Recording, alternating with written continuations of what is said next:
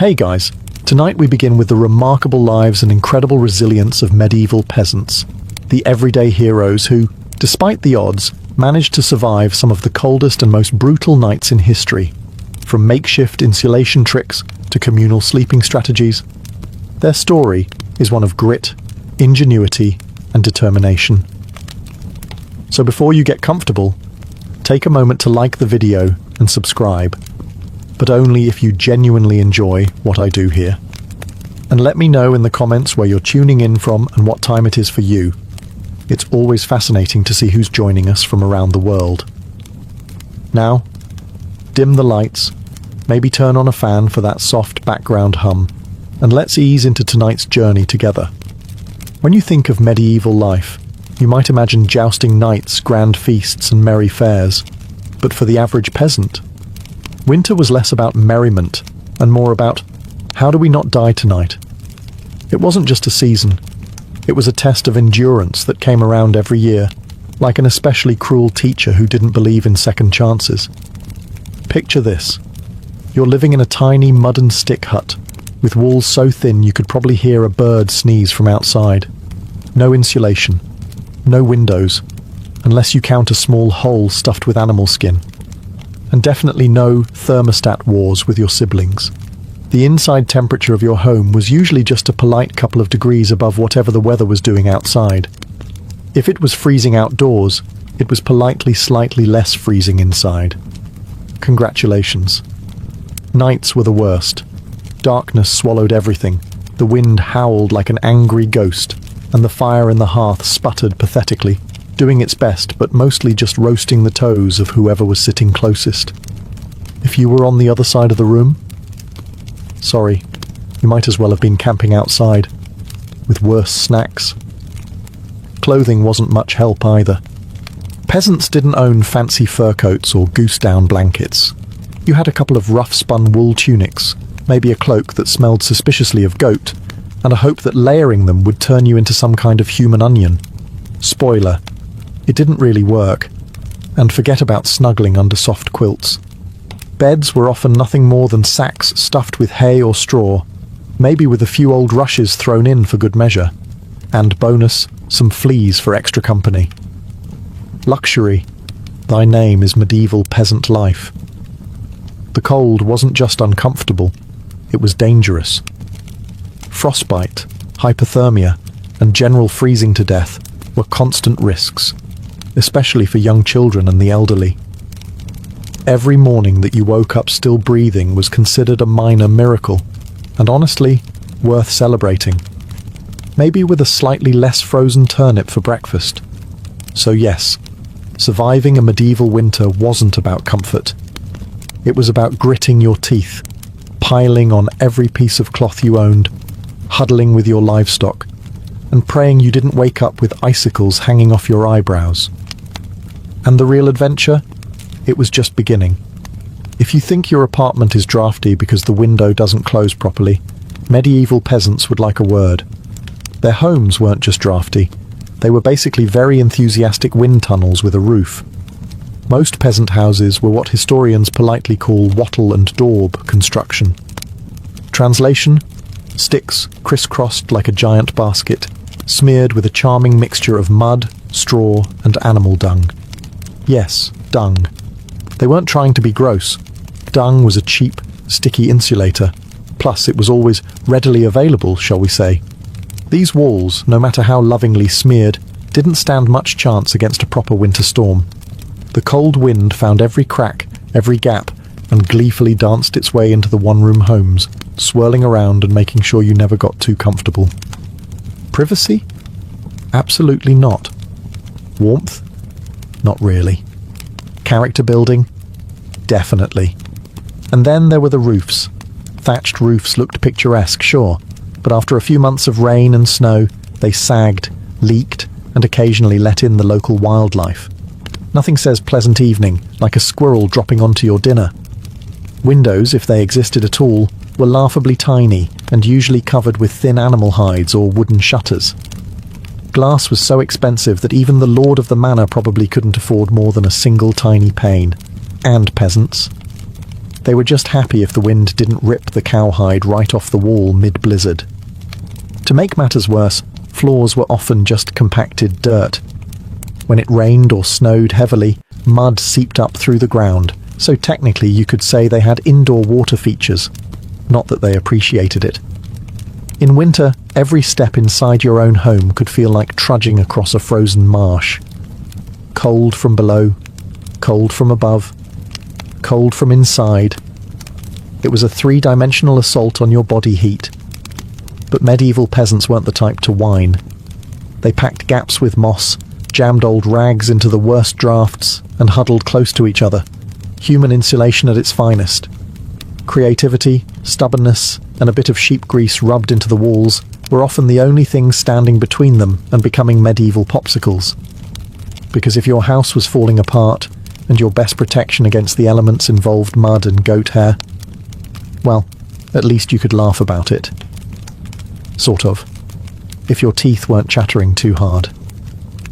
As if the freezing air wasn't enough, medieval peasants also had to battle a silent enemy rising from below, the frozen ground itself. Floors weren't really floors back then. They were just slightly flatter patches of earth inside your home. Maybe if you were lucky, someone had thrown down some straw or old rushes to give you the illusion of comfort. But make no mistake, you were sleeping one insulted back away from the cold, hard dirt. And oh, that cold was relentless. It seeped up from the earth like an evil little ghost, worming its way through the straw into your bones and straight into your very soul.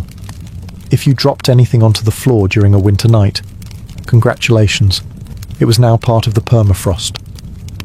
Medieval peasants tried to fight this grim battle in a few ways. One method was layering thick mats of straw across the floor. If you could afford it, or more realistically, if you could steal enough of it from your neighbour's field without getting caught, you might have a decent insulating barrier. But straw flattened fast, got mouldy even faster, and added an extra crunchy soundtrack to your already miserable nights. Some homes layered dried rushes onto the dirt instead. Every so often they would throw fresh rushes on top without cleaning out the old ones. Over time, this created a fascinating ecosystem of decomposing plants, fleas, and whatever mystery creatures decided to move in. It was basically medieval carpet padding. If your carpet was alive, slightly damp, and smelled like a wet dog. Beds, for those who had them, didn't solve much. They were usually little more than wooden frames packed with, you guessed it, more straw or hay. Instead of cosy mattresses, you had poking, shifting, crunchy layers that did little against the cold radiating from below. Tossing and turning wasn't about comfort. It was a desperate, awkward dance to keep blood flowing and avoid freezing one side of your body. The truth is, medieval peasants didn't conquer the icy ground so much as learn to live uncomfortably above it. A good night's sleep wasn't about dreams or softness. It was about waking up with all your toes still attached. And if you could pull that off, hey, you were doing better than most. If medieval homes had a single hero during winter, it wasn't the roof, or the walls, or even the brave layers of dirt and dung insulation. It was the hearth, a crackling, stubborn fire pit that served as the only real defence against the cold, the darkness, and the general gloom of medieval life. At the centre of nearly every peasant home was a simple fire. No fireplace with a fancy stone mantel, no neat chimney sweeping the smoke skyward. Instead, you had a basic pit or pile of stones, some half-burned logs, and enough smoke pouring into the room to make you wonder if you were slowly becoming a ham. That's right. Most homes didn't even have chimneys. Smoke just kind of did its best. It drifted out through small holes in the roof, cracks in the walls, or right into your lungs if it was feeling lazy that evening. It wasn't ideal for breathing, or your overall lifespan, but on the bright side, it did a great job of fumigating fleas and other unwanted guests. Who needs pest control when you're marinating in smoke 24/7? The hearth wasn't just about warmth either. It was the kitchen, the light source, and sometimes even the medieval version of a television. People sat around the fire telling stories, gossiping, or just staring into the flames because, frankly, there wasn't much else to do after sunset. Keeping the fire alive wasn't just a nice idea, it was mandatory. Letting the fire die out at night was like putting up a sign for the cold to come in and finish you off. Plus, reigniting a fire in winter wasn't as easy as striking a match. You had to work with flint, steel, kindling, and more prayers than you'd ever offered before. Everyone in the family had a duty: stoking the flames, watching the embers, adding peat, sticks, or if you were lucky, a precious piece of dry wood. It was a constant battle between human persistence and the smothering cold that wanted nothing more than to snuff you out. The hearth didn't guarantee survival, but without it, survival was downright impossible. It was a smoky, sputtering, often disappointing little fire. But in a medieval winter, it was the beating heart of hope. If there was one thing medieval peasants feared more than running out of ale, it was letting the fire go out overnight. Without that warm, flickering lifeline, the cold would creep in faster than a tax collector after harvest. And in the dead of winter, restarting a fire from scratch wasn't just inconvenient, it could be deadly. Matches didn't exist yet. Lighters? Dream on. Rekindling a fire meant striking flint and steel together, praying for a single precious spark, and then coddling that spark with tender love and whatever dry kindling you hadn't already burned days ago. Imagine trying to do all this in the freezing dark, half asleep with frozen fingers. Now add a hungry wolf howling in the distance for extra motivation. So peasants got smart. They banked the fire. No, not in a cozy savings account. Banking meant carefully burying the embers under a mound of ash right before bed. The ash acted like a blanket, insulating the glowing coals and keeping them alive, just barely, until morning. If you did it right, you could stroll over at sunrise, poke the pile a little, add fresh wood, and, voila, fire without the frostbite. But if you did it wrong? Well, let's just say mornings got a whole lot colder, and a whole lot grumpier. Fire banking was an art, passed down from parent to child like a prized family recipe. Everyone had their own little secrets. Some said use dry ash only, others insisted a bit of dampness was key. Some packed the embers tight, others let them breathe. You could practically start a medieval argument just by suggesting a better fire banking method. It was the ancient version of arguing over barbecue techniques, just with slightly higher survival stakes. Sometimes banking the fire wasn't enough. A howling wind might sneak through a crack and snuff it out anyway, or a clumsy sheep might stumble into the hearth. Yes, it happened. That's why some families took turns getting up in the night to check the coals, basically the medieval equivalent of sleepwalking to the thermostat. In the end, fire banking was less about mastering nature and more about buying just a few more precious hours of warmth. And if you woke up to even a single surviving ember, that was your victory, right there, and enough to face another day of battling the cold. In medieval times, the phrase, "the more, the merrier," wasn't just about parties. It was a winter survival tactic. When the fire sputtered and the freezing winds whistled through every crack, there was one surefire source of warmth: each other. And if that meant sleeping cheek to cheek with your entire family, neighbours, livestock, and possibly a very confused goose, so be it. Forget about personal space. Privacy wasn't even a concept. On the coldest nights, the goal wasn't comfort. It was, don't wake up frozen to the floor. Entire households piled into the warmest corner of the house, wrapped in whatever scraps of cloth they could find, and formed what could best be described as a desperate, snoring human lasagna.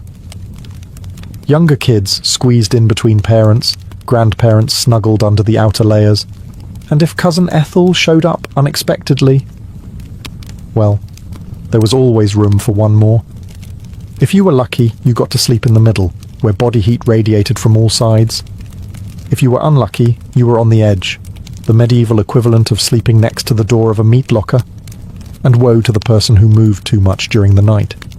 You shift once to get comfortable, and suddenly you've knocked Aunt Maud into the freezing draft by the wall. Congratulations, you're now the family villain. Sometimes even bedding was shared. A communal straw mattress that slowly flattened under the nightly weight of multiple generations. And because hygiene wasn't exactly winning any awards back then, let's just say it wasn't the most fragrant sleeping arrangement. But hey, when it's you versus frostbite, you stop being picky. Body heat wasn't just nice, it was strategic. Some medieval guides even recommended deliberately arranging the strongest, warmest people on the outside of the group, like human shields against the cold. Babies and frail elders were tucked deep in the center, treated like the precious little heat generators they were. This wasn't just about survival, though. Over time, it became part of daily life, part of family bonding. Long winter nights huddled together led to storytelling, singing, and undoubtedly some very interesting conversations muffled under a shared wool blanket. So next time your sibling steals your blanket or your dog hogs the bed, just remember, at least you're not fighting for elbow space between a snoring uncle and a particularly judgmental goat. If you thought modern roommates were a challenge, medieval peasants would like to introduce you to their winter housemates: cows, goats, pigs, chickens, basically anything with a pulse and a little bit of body heat. Bringing animals indoors wasn't just a quirky village tradition, it was vital for survival. Livestock generated warmth, and in a poorly insulated hovel where the wind howled louder than your stomach, every little degree mattered. Plus, if your goat shared a wall with you, it was slightly less likely to get stolen by a neighbor in the dead of night. 2 birds, 1 stinky stone. At night, the house became a chaotic living furnace. Chickens nested in corners, pigs snorted near the hearth, and cows lounged luxuriously against the walls, chewing cud like they paid rent. It wasn't glamorous, far from it. If you've ever been stuck in a car on a summer road trip with someone who forgot to shower, imagine that. But it's a cow, it's winter, and there's literally nowhere else to go. The smells? Legendary. By springtime, the perfume of a shared winter was something fierce. You didn't need to light a candle. Your nostrils were already on a wild ride. But medieval peasants developed a selective nose. They didn't complain much because they knew one uncomfortable truth. The more animals inside, the fewer frozen toes in the morning. Certain animals even had prime spots. Cows, being the biggest and warmest, usually took center stage near the family. Goats were allowed closer in for their warmth, and because goats, being goats, would find a way inside anyway. Chickens roosted in rafters or old baskets, and pigs, well, pigs didn't care. They plopped down wherever they pleased, probably right in the middle of the floor. Of course, sharing your bedroom with livestock wasn't without hazards. Imagine drifting off peacefully, only to be rudely awakened by a chicken deciding your hair makes a good perch, or stepping barefoot into something suspicious. First thing in the morning. Yes, medieval mornings could be full of surprises. Still, despite the noise, the smells, and the occasional hoof to the ribs, peasants understood the simple math. Cold kills, and cows cuddle, whether they want to or not. In the battle against winter's icy fingers, a warm, slightly slobbery cow breath was often the deciding factor between life and death. In medieval winters, fashion wasn't about looking good, it was about not dying.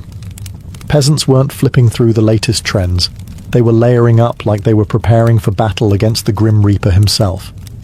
The rule was simple: if you owned it, you wore it. Sometimes, all at once. First, the basic undertunic, a scratchy, probably not too clean linen shirt. Over that, a thicker woolen tunic, then another, if you had it. Add some leggings that sagged at the knees, a rough cloak draped over your shoulders, and, if you were really lucky, a patched-up sheepskin thrown on top like a prize trophy. Congratulations, you are now approximately 10% warmer and 90% itchier.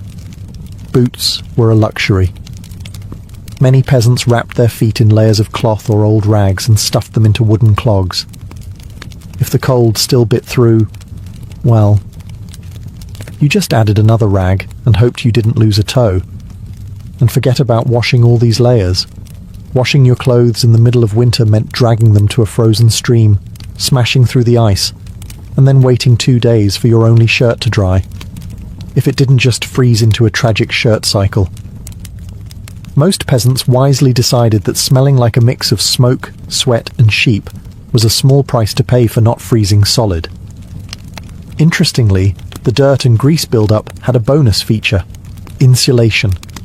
That grimy layer locked in body heat. It was like a medieval Gore-Tex jacket, just smellier and far less socially acceptable today. Hats, scarves, and gloves were prized treasures. A simple woolen cap could mean the difference between making it through the night or waking up with hair frozen to the wall. Gloves were often homemade from whatever scraps of leather or fabric people could scrounge, sometimes looking more like sad puppet costumes than anything fashionable. Children were especially swaddled until they resembled overstuffed turnips, waddling awkwardly around the house. The goal was to trap as much precious body heat as possible. Style? Elegance? Never heard of them. Warmth was the real medieval flex. So, the next time you complain about layering up for a chilly day, just remember, medieval peasants walked around wearing half their wardrobe at once, looking like lumpy laundry bags, and counting themselves lucky for it. In the medieval peasant playbook, dirt wasn't just something you scrubbed off. It was practically a survival tool. As it turns out, getting grimy wasn't a sign you'd given up on life. It was tactical, strategic, dare we say, genius. See, winter posed a very specific problem: heat loss. Clean clothes, especially freshly laundered linen, were surprisingly terrible at keeping you warm. They were breathable, sure, but when the air temperature hovered somewhere between hypothermia and instant regret, breathable wasn't exactly a selling point. That's where dirt came in. As peasants trudged through day after day without washing their clothing, layers of grime, natural body oils, and good old-fashioned mud began to build up on their tunics, cloaks, and leggings. Over time, this natural armor clogged the tiny gaps in the fabric, making clothes more wind-resistant. It was like medieval weatherproofing, just smellier. Sure, you smelled like a goat who lost a bet, but guess what? You were warm. In fact, some medieval folks believed that washing yourself too often in winter could actually make you sick. Better to keep that protective, holy filth barrier intact. Bathing was rare, laundry even rarer, and soap, when it existed, was reserved for serious occasions, like when the bishop showed up, or maybe right before you died. Adding to the strategy, peasants layered their clothes without changing the ones underneath. You just threw your new layer on top of last month's. Eventually, you became a walking museum of the past 6 weeks. Every stain telling the heroic story of that one time I slipped in the mud but didn't die. To outside observers, medieval peasants might have looked and smelled like they had completely given up on hygiene. But the peasants knew better. That grimy, crusty tunic was a thermal shield against death by frostbite. It wasn't glamorous, but neither was freezing to death because you wanted to smell like flowers. Besides, in a world where literally everyone stank to high heaven, you weren't offending anyone. Nose blindness was practically a way of life. So yes, in medieval winters, filth wasn't failure. It was fashion. It was function. And if you had a thick, greasy outer layer by February, you, my friend, were winning at life. If you thought medieval peasants spent their winters tucked into plush feather beds with embroidered quilts, think again. The reality was a bit more rustic. And by rustic, I mean, let's sleep on a pile of dead plants and hope for the best. Beds, in the medieval peasant world, were usually a rough wooden frame, if you could afford one, covered with a big sack stuffed full of straw, hay, or old rushes. That's it. No memory foam, no orthopedic support, no 5-star hotel experience. Just a crunchy, lumpy, slightly pokey mess that smelled faintly of barnyard and regret. Every toss and turn in the night brought a delightful soundtrack of crinkling straw, and the occasional sharp jab from a rogue stalk. Some peasants even skipped the wooden frame altogether and just threw the straw straight onto the dirt floor, creating a luxurious, ground-level sleeping experience that modern influencers would probably rebrand as earth-connected slumber. The straw mattresses weren't just uncomfortable, they were temporary. Over time, the straw flattened, grew mouldy, attracted bugs, and generally turned into a biological hazard zone. Changing the straw was a big event, usually done a few times a year if you were diligent, or whenever your bed started actively moving without your permission. Rushes were a popular alternative. These long grasses were spread thick on the floor, sometimes mixed with herbs like lavender or rosemary to mask the overwhelming odor livestock aroma of daily life. Fresh rushes smelled lovely, for about a day. After that, they became part of the muddy, trampled landscape inside the house, blending seamlessly with dirt, food scraps, and whatever else wandered in. And let's not forget the bedfellows. Fleas, lice, and other charming critters loved straw bedding almost as much as the peasants did. If you woke up scratching more than you slept, congratulations. You were living the authentic medieval experience. Despite the hardships, these humble beds were lifesavers. Piles of straw provided a crucial insulating layer against the frozen earth, and clumping together atop them created pockets of shared body heat, medieval central heating at its finest.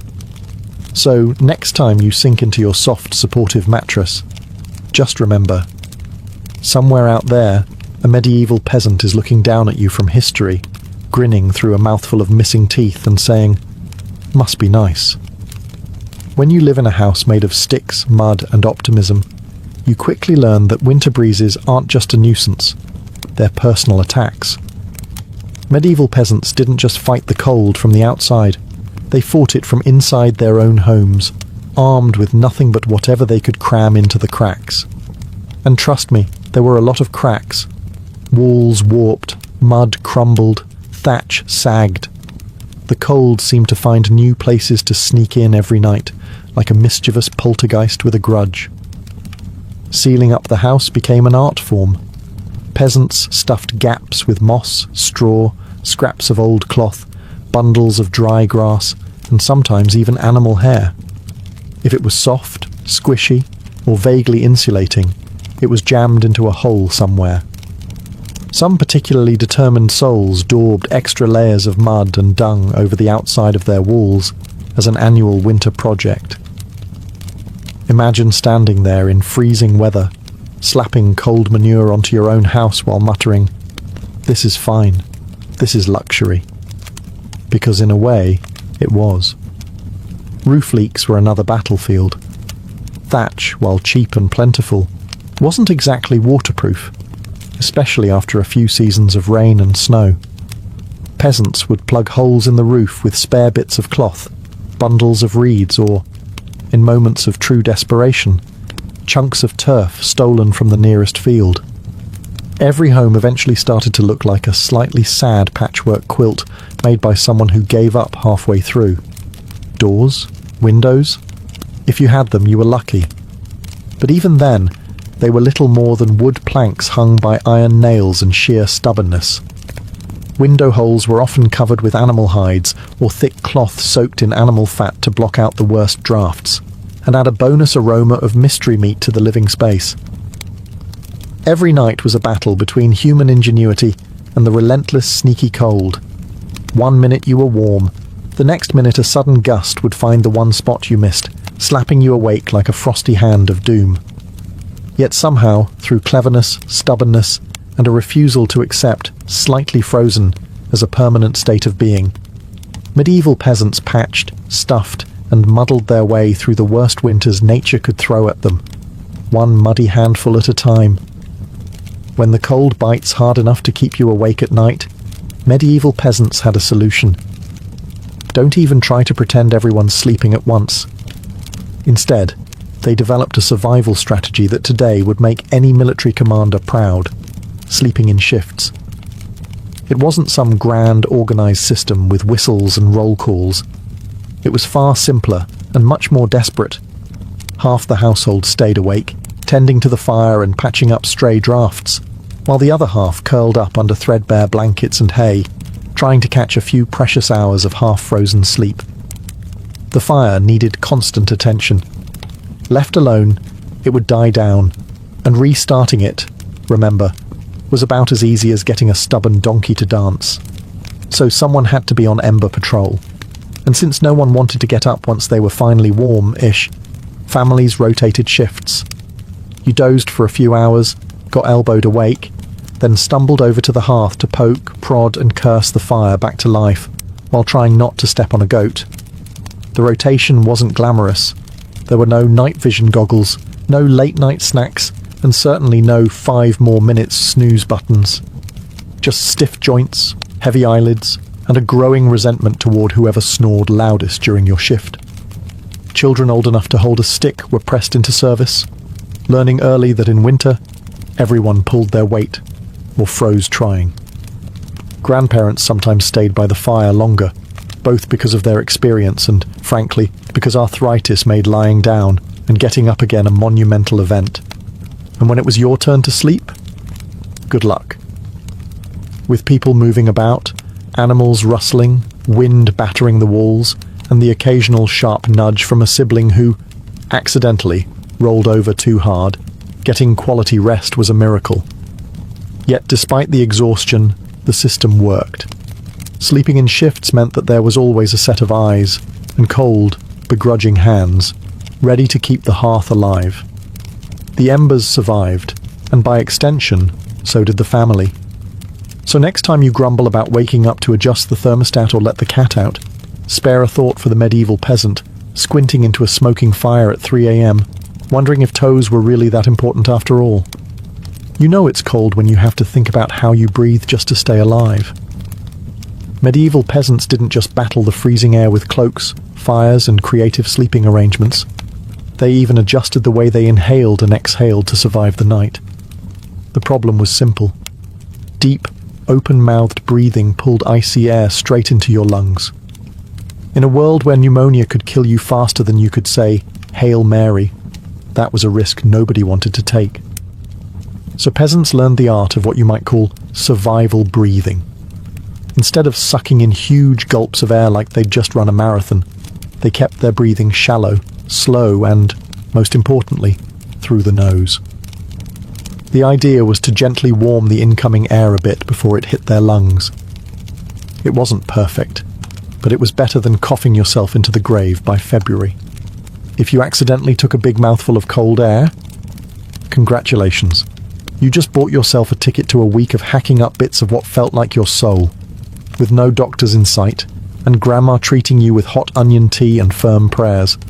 Some people even tucked parts of their cloaks, shawls, or rags up over their faces while they slept, creating a makeshift, breath-warmer barrier. Of course, this also meant you ended up with a damp, slightly soggy fabric patch clinging to your mouth by morning, but hey, it beat freezing from the inside out. Children were taught these tricks early on. Parents would scold little ones for panting like dogs, indoors during the cold months.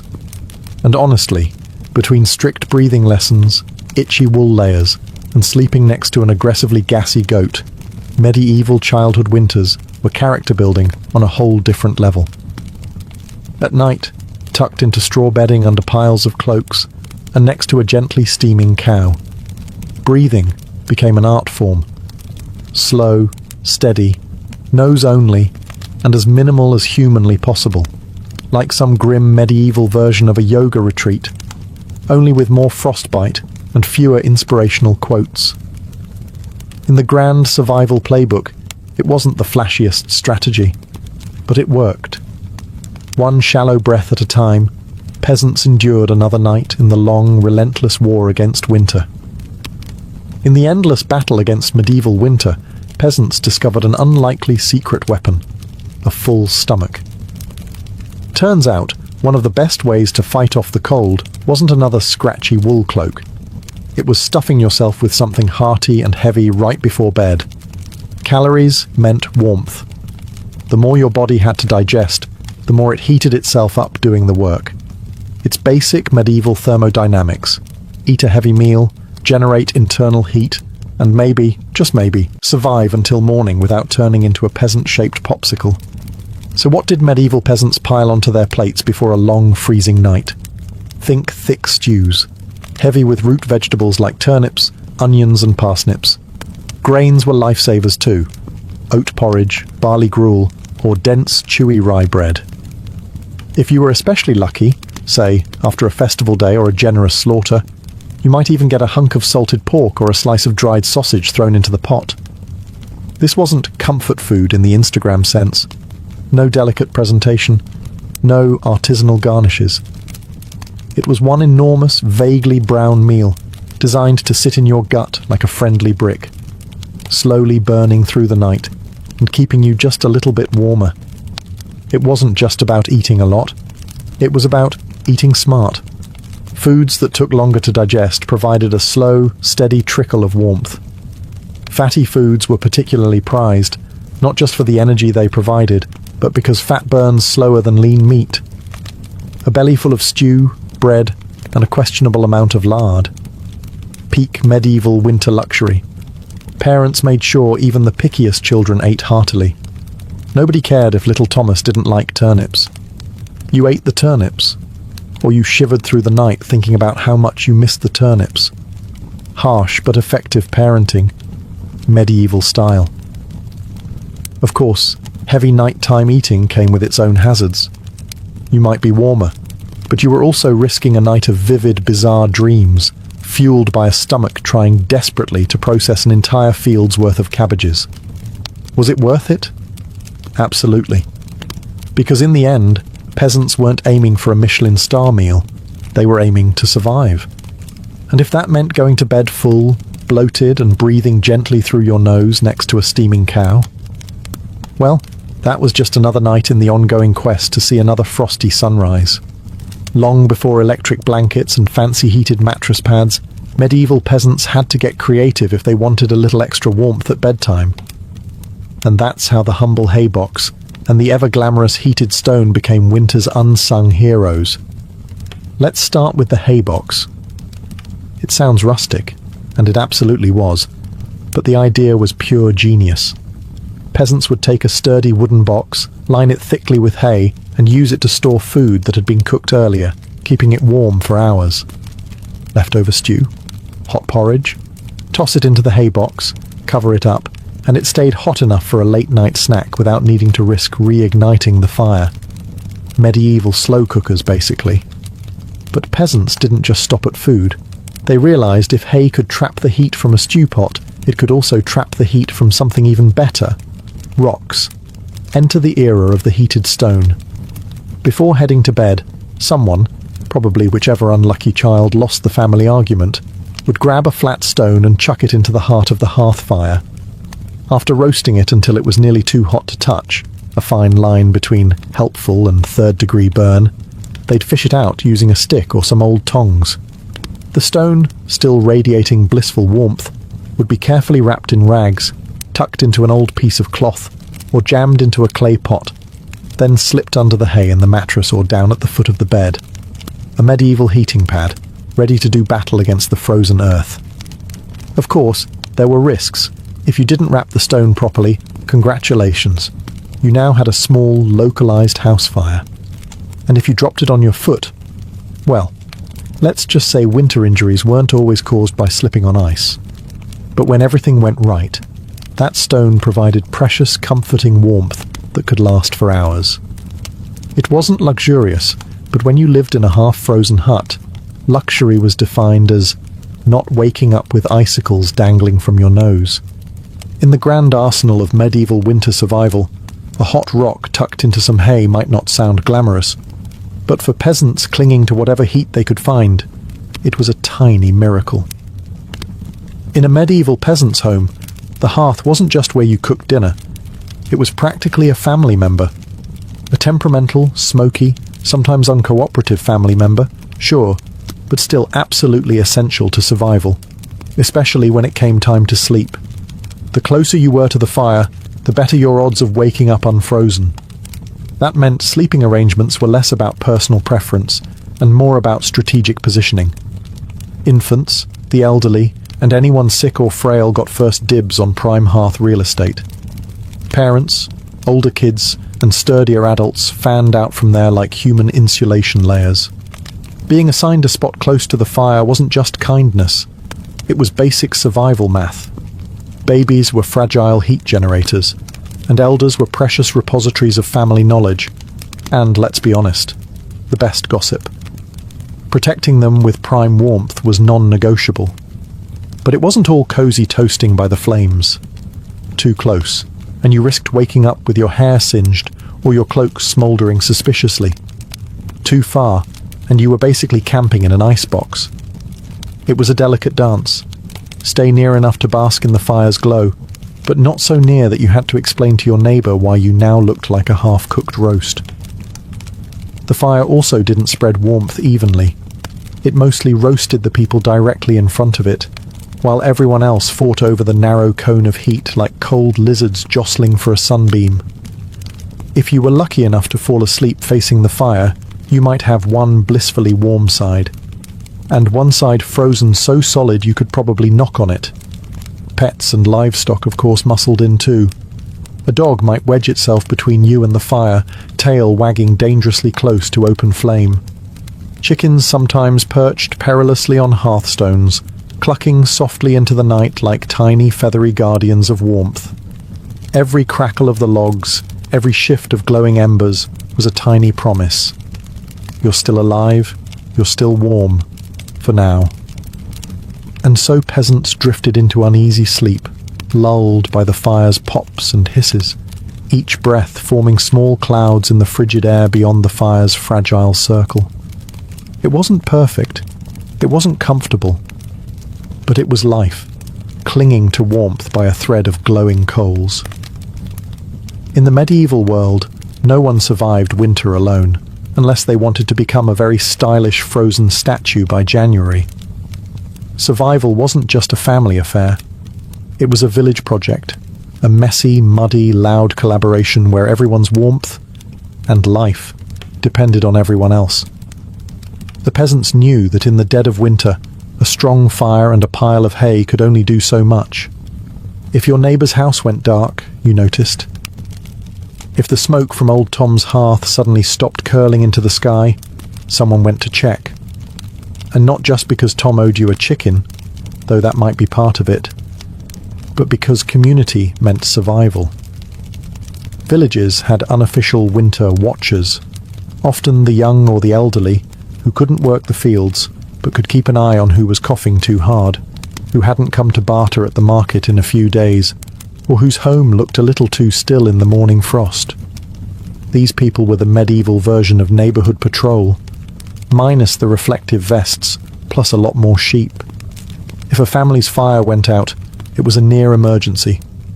A good neighbour would rush over with a glowing coal bundled in rags, or better yet, invite them into their own smoky, overcrowded hut for the night. Yes, it meant squeezing an extra 4 bodies into an already cramped space, but it was better than finding frozen friends come spring thaw. Communal food stores played a role too. During especially brutal winters, villages sometimes pooled their last salted meat, grain, and dried vegetables. It was grim charity. No one had much, but a few communal meals could be the difference between staggering into spring or not. Even children understood the stakes. They helped deliver wood, shared embers, and ran urgent messages when someone needed help. No one was too small or too tired when winter came knocking. Sure, medieval villages weren't all sunshine and hugs.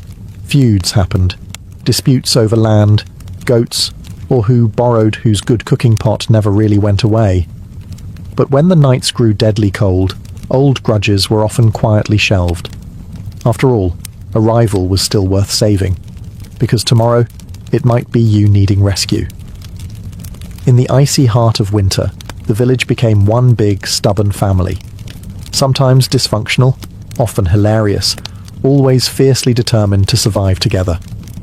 One muddy boot, one crackling ember, one frozen smile at a time.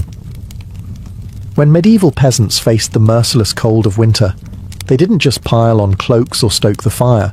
They prayed. A lot. Because when the wind howled like wolves outside your paper-thin walls and the fire shrank into sullen embers, you wanted every possible advantage, including a little divine intervention. Faith wasn't just a Sunday affair back then. It was woven into every frozen breath. Before crawling under layers of straw and scratchy wool, families would kneel together, offering up hurried prayers to keep the fire burning, the roof intact, and their toes attached by morning. Saints became more than distant holy figures. They were winter's frontline defence. Saint Blaise, for instance, was called upon to protect against throat ailments. Not a minor concern when one mouthful of icy air could land you coughing up your soul. St. Nicholas wasn't just the jolly gift-giver of later legend. He was also asked to protect households from sudden ruin during the lean, deadly months. Superstitions wrapped themselves snugly around daily survival. Some families sprinkled a little holy water near the hearth before sleeping, hoping it would protect against evil spirits, or at the very least, mischievous drafts. Others marked doorways with blessed chalk after certain feast days, pleading for warmth and luck to find their way inside. Candles played a role too.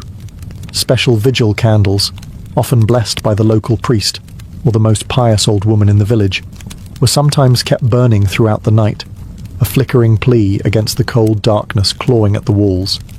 And of course, no serious winter prayer session was complete without a few promises. Dear Lord, if you just get us through this night, I swear I'll be kinder to my neighbour, even the one who keeps stealing our turnips. Faith wasn't some abstract comfort. It was a daily, urgent conversation. The peasants weren't asking for luxury, just survival. A little heat, a little food, and one more day to muddle through until spring broke the frozen grip on their tiny villages.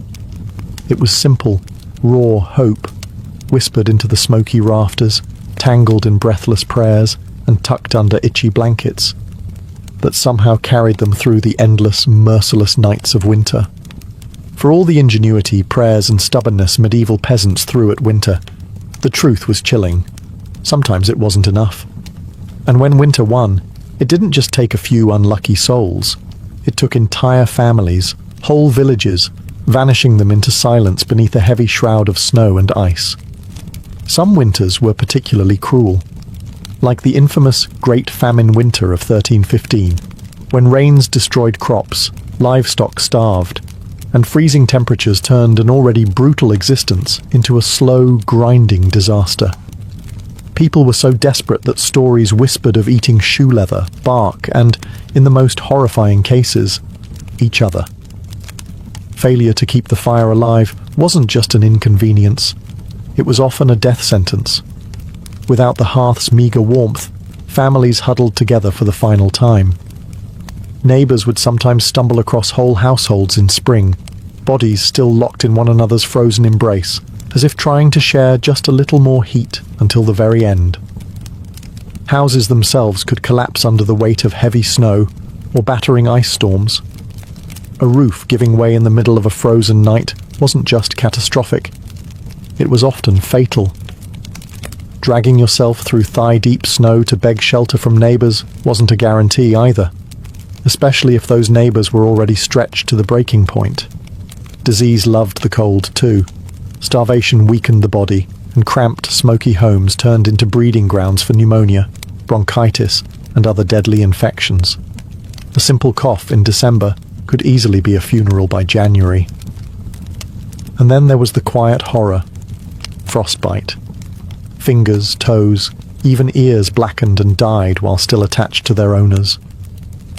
Some villagers survived winters at the cost of their limbs, a grim badge of honour that said, "I made it through, but winter took a piece of me." Yet what's most haunting isn't just the death, it's the eerie normalcy of it. People accepted that each winter, some among them wouldn't see the thaw. Death wasn't unexpected. It was just another neighbour at the door, wrapped in frost, waiting its turn. Even amid the bitter cold and constant threat, medieval peasants pressed on, stubborn, grieving, clinging to life. Because as long as there was one ember left in the hearth, one breath hanging in the frozen air, there was still a fight worth fighting. When we look back at medieval peasants, those muddy, frost-bitten survivors of endless winters. It's tempting to see only their hardships, the cracked hands, the frozen toes, the smoke-choked huts. But buried beneath all that struggle is something far more powerful, a legacy of raw, stubborn ingenuity and unbreakable endurance. They didn't have central heating, thermal jackets, or cozy memory foam mattresses. They didn't even have the luxury of assuming they'd survive until spring. But what they did have, and what they left behind, was the blueprint for resilience. Every hay-stuffed mattress, every hand-banked fire, every moss-crammed wall gap was a testament to human creativity under pressure. Faced with impossible odds, they didn't collapse in despair. They adapted. They learned from the land, from each other, and from the bitter lessons carved by each brutal winter. Their communities were built on more than shared land. They were built on shared survival.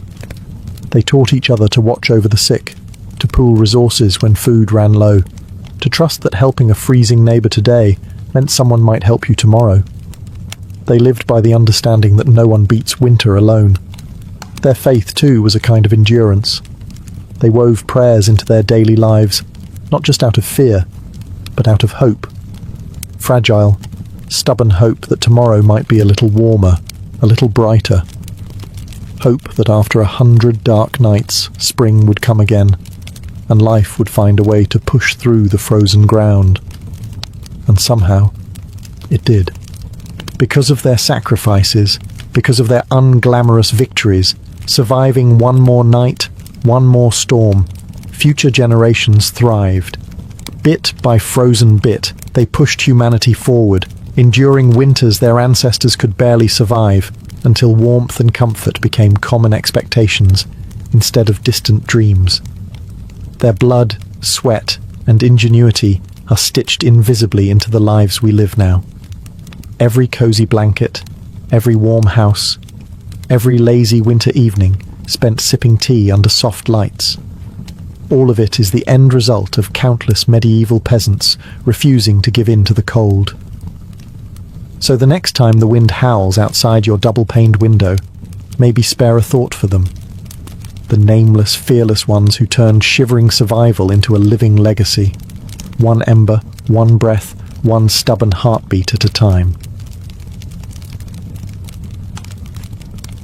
Anne Boleyn didn't come into the world with a crown on her head or armies at her feet.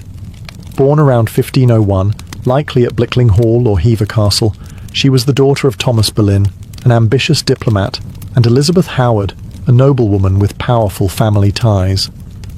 In the grand scheme of Tudor society, Anne's birth barely stirred a ripple.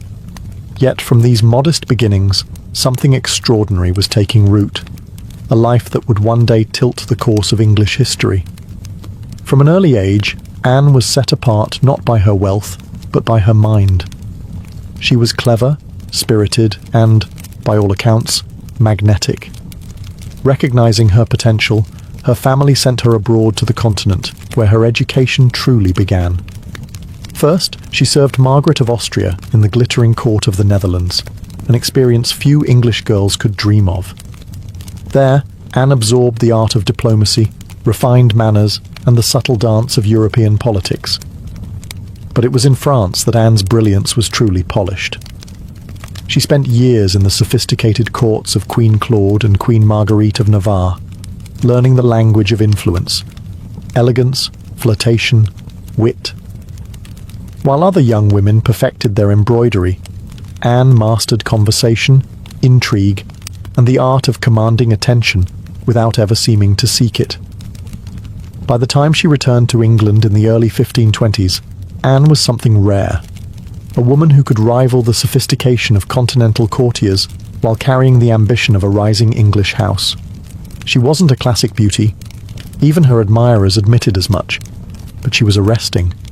Dark eyes that sparked with intelligence, a quick, musical voice, a way of moving that suggested purpose just barely concealed beneath layers of courtly grace.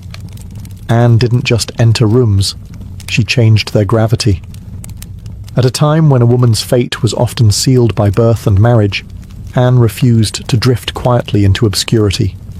She had seen the power that charm and intellect could wield in foreign courts, and she intended to use that knowledge at home. Anne Boleyn was still a young woman then, clever, ambitious, untested. But history was already beginning to stir around her. The girl who returned to England was no longer just Thomas Boleyn's daughter. She was a player in a larger game, one that would soon engulf the crown itself. When Anne Boleyn returned to the English court, she was unlike anyone the nobility had ever seen. In a world full of pale-faced, modest English roses, Anne was a thunderstorm, electric, unpredictable, impossible to ignore. Her dark hair, bold eyes, and quick, sharp wit set her apart from the gentle, obedient ladies who filled the court of King Henry VIII. At first, she played the role expected of her, a maid of honour to Queen Catherine of Aragon. But even in the Queen's shadow, Anne's presence flickered like a candle too bright to snuff out. She danced gracefully, spoke French with the ease of a native, and laughed with a confidence few women dared display. Men noticed. Women gossiped. The court buzzed quietly about the striking Boleyn girl. It wasn't long before she caught the most dangerous attention of all, the king himself. Henry VIII was no stranger to flirtation. His court was a playground of whispered promises and secret liaisons. But Anne was different. She didn't swoon at his compliments or fall eagerly into his arms like so many others had. She teased. She challenged. She refused. Henry, a man used to instant adoration, was captivated. The more Anne held him at arm's length, the deeper he fell. Letters passed between them, filled with declarations of love, frustration, longing. Henry offered her the role of royal mistress, the most powerful unofficial position at court. Anne, astonishingly, said no. She would not be just another conquest, a forgotten mistress lost to time. If Henry wanted her, he would have to make her his wife. It was a gamble so audacious that it stunned the court. After all, the king was already married. His queen, Catherine, was beloved by the people and fiercely protected by her nephew, the Holy Roman Emperor.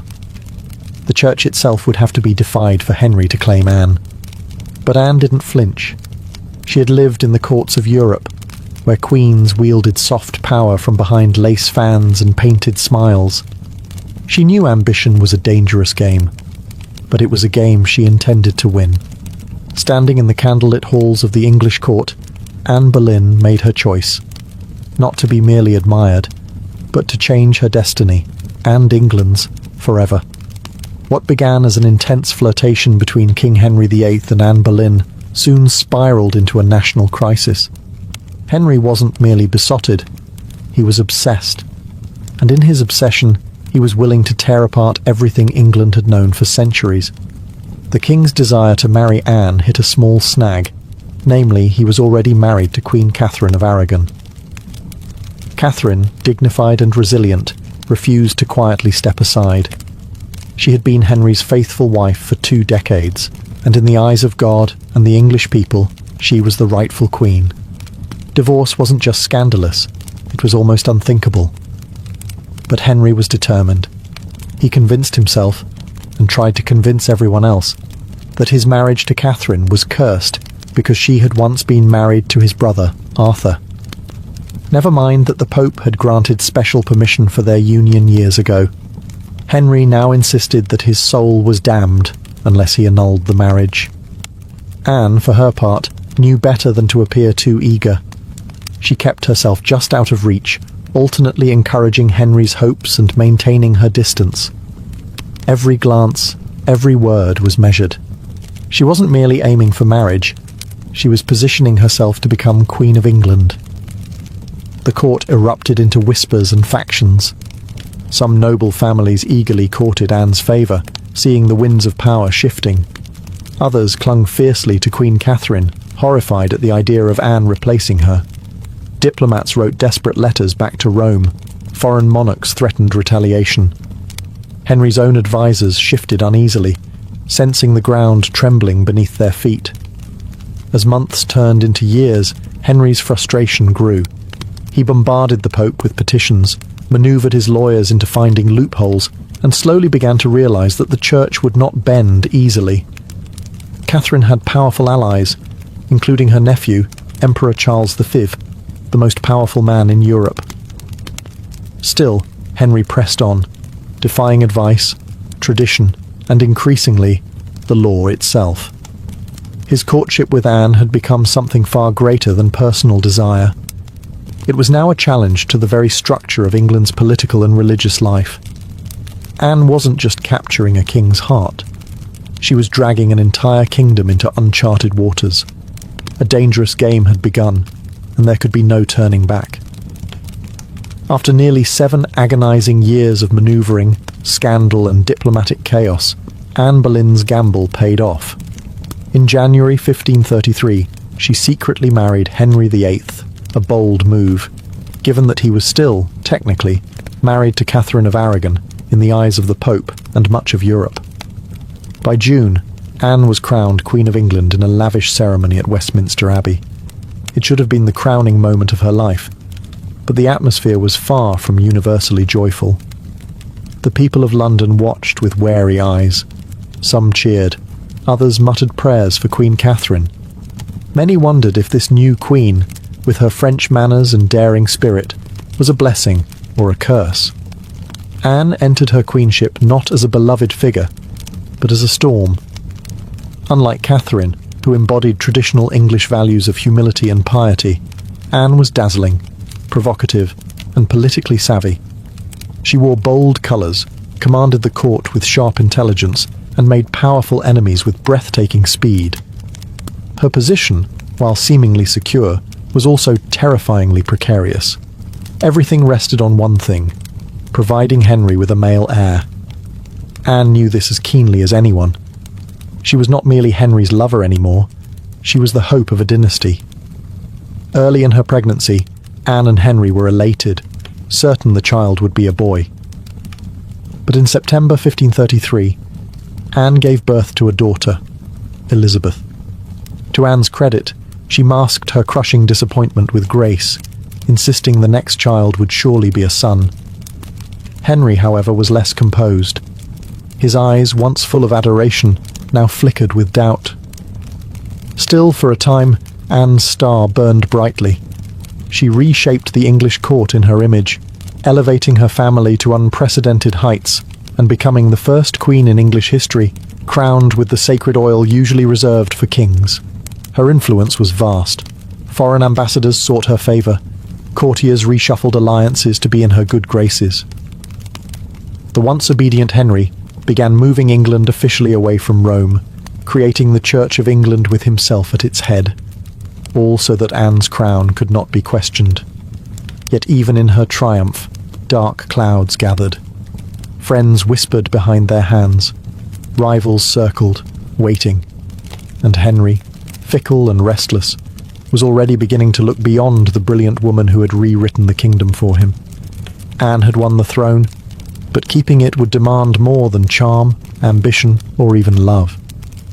Anne Boleyn had climbed higher than almost any woman of her time. But the higher you rise, the harder the fall. Almost from the moment she placed the crown on her head, the cracks in her world began to show.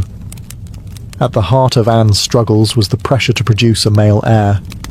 Her first child, Elizabeth, though bright and healthy, was not the son Henry VIII had hung his dynastic hopes upon, and the clock was ticking.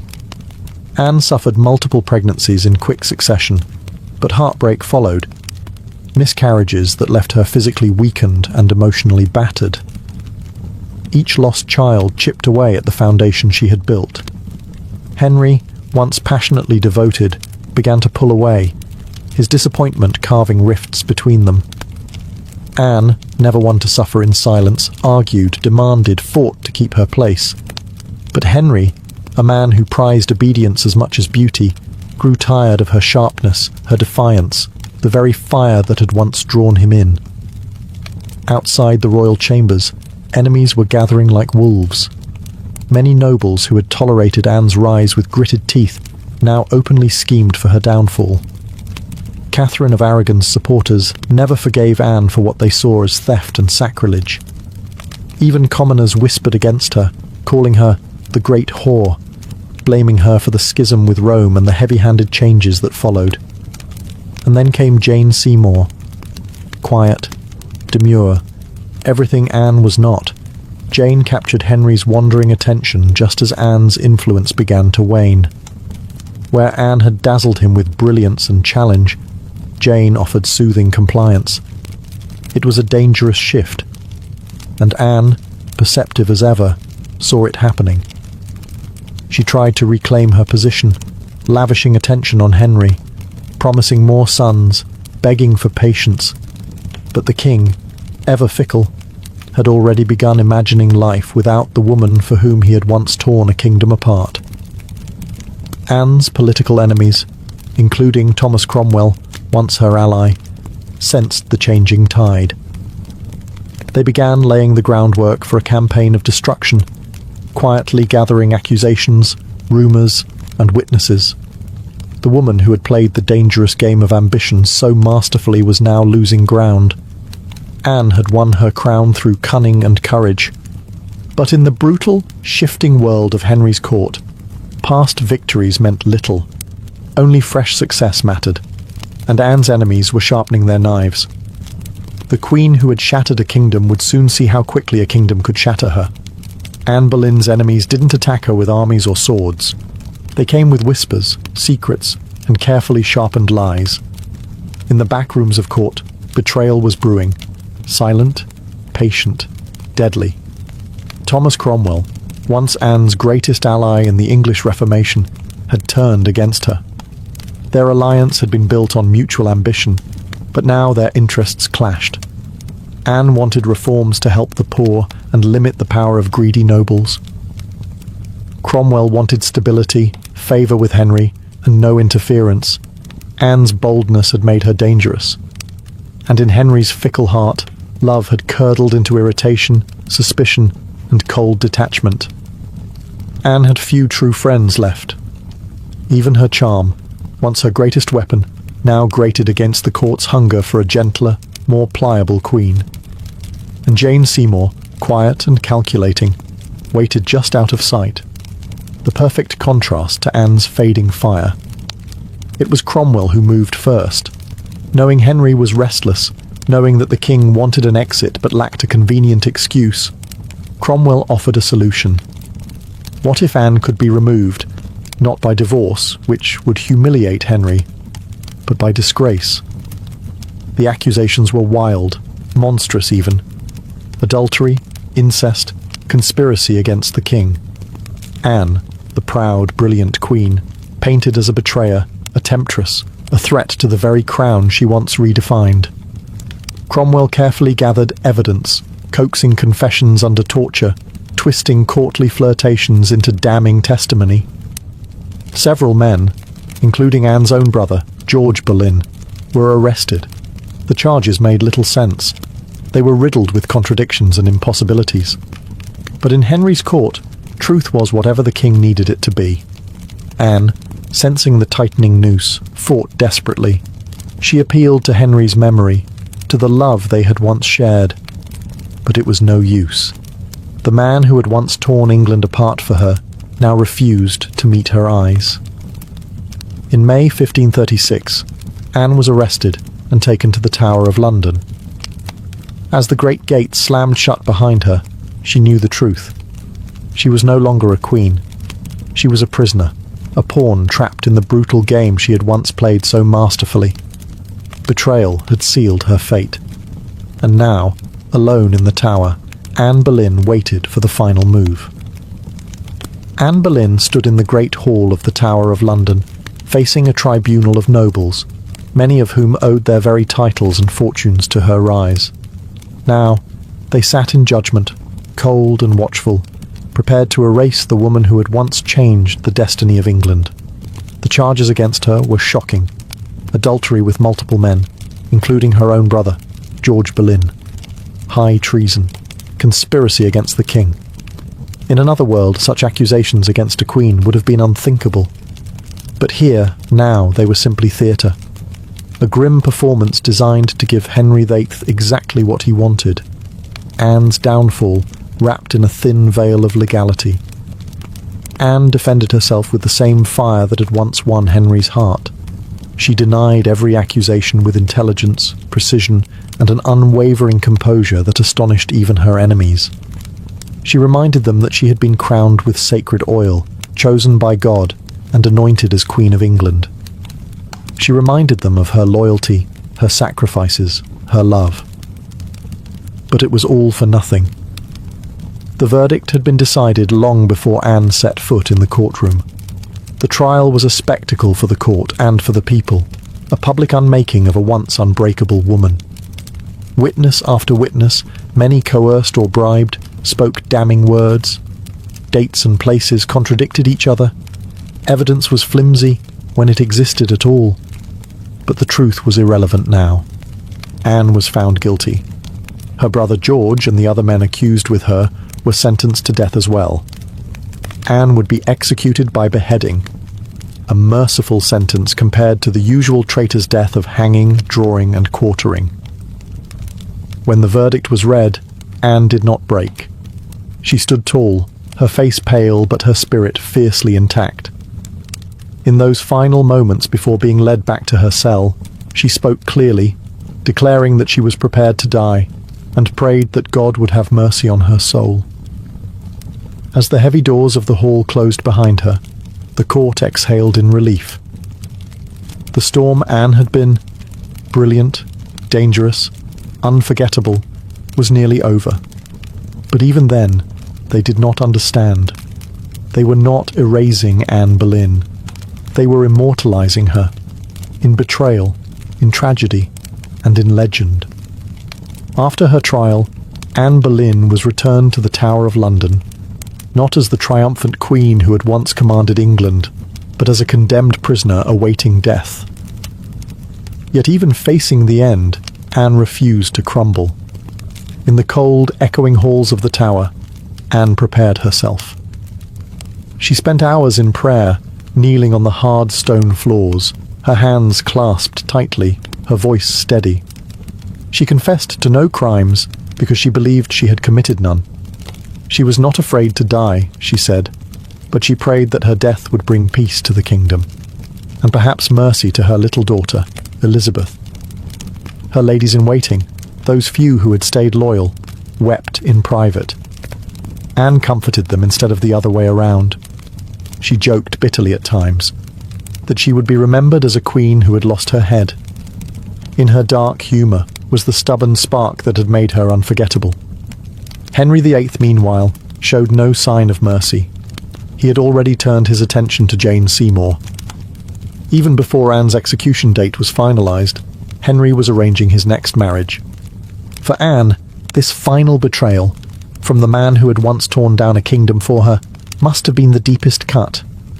On May 18th, 1536, Anne was told she would die the next morning. She slept little that night.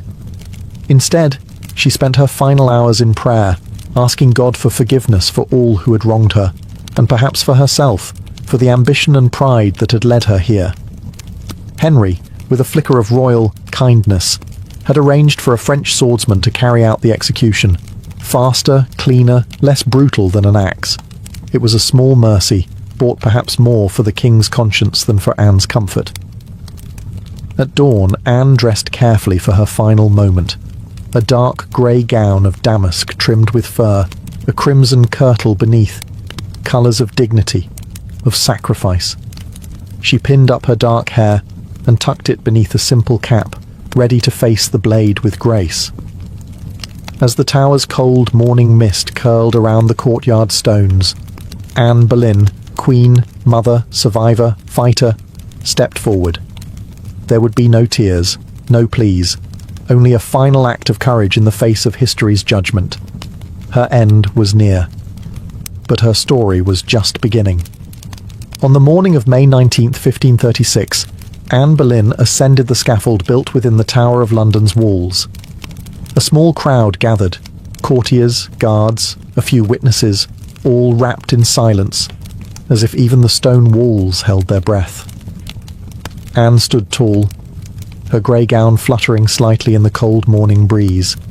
She looked thinner than she had at court, her face pale but calm. There were no hysterics, no broken sobs. If anything, she faced death with the same fierce dignity that had once shaken a kingdom to its knees. She spoke briefly, carefully choosing her final words. She did not accuse. She did not defend herself. She prayed for the king's health and prosperity, the very man who had abandoned her. In those final moments, Anne offered the world not a confession, but forgiveness. Her courage stunned even those who had come to see her fall. The French executioner, brought specially to ensure a swift death, stepped forward. Anne knelt upright, her hands folded in prayer, her eyes lifted toward the heavens. A small white cloth was tied around her eyes. She remained still. The sword flashed once, silent, swift, and Anne Boleyn, queen, mother, history maker, was no more. She was buried quickly in an unmarked grave within the Tower grounds, laid to rest in an arrow chest because no proper coffin had been prepared for her. A queen once crowned in gold, now left to vanish without ceremony. Yet Anne's story didn't end in that cold grave. Her daughter, Elizabeth, the child whose birth had once disappointed a king, would rise to become one of the greatest monarchs in English history. Elizabeth I, the Virgin Queen, whose reign would see the flowering of English art, power, and global influence. A queen who inherited her mother's fierce spirit, sharp mind, and unyielding resilience. Anne Boleyn changed the course of England forever. Her ambition helped trigger the break with Rome and the birth of the Church of England. Her fall showed the world that even queens could be cast aside. Yet through her blood, through Elizabeth, Anne's legacy blazed brighter than any crown she had worn in life. In the end, Anne Boleyn won a kind of immortality, not through her survival, but through her indelible impact on history. By the early 1770s, the American colonies simmered like a pot left too long over a roaring fire. The relationship with Britain, once seen as the proud mother country, had soured into resentment, suspicion, and growing fury. It hadn't started with tea. Years earlier, the Stamp Act had enraged colonists by placing taxes on everything from newspapers to playing cards. That was followed by the Townshend Acts, taxing essentials like paper, glass, and paint.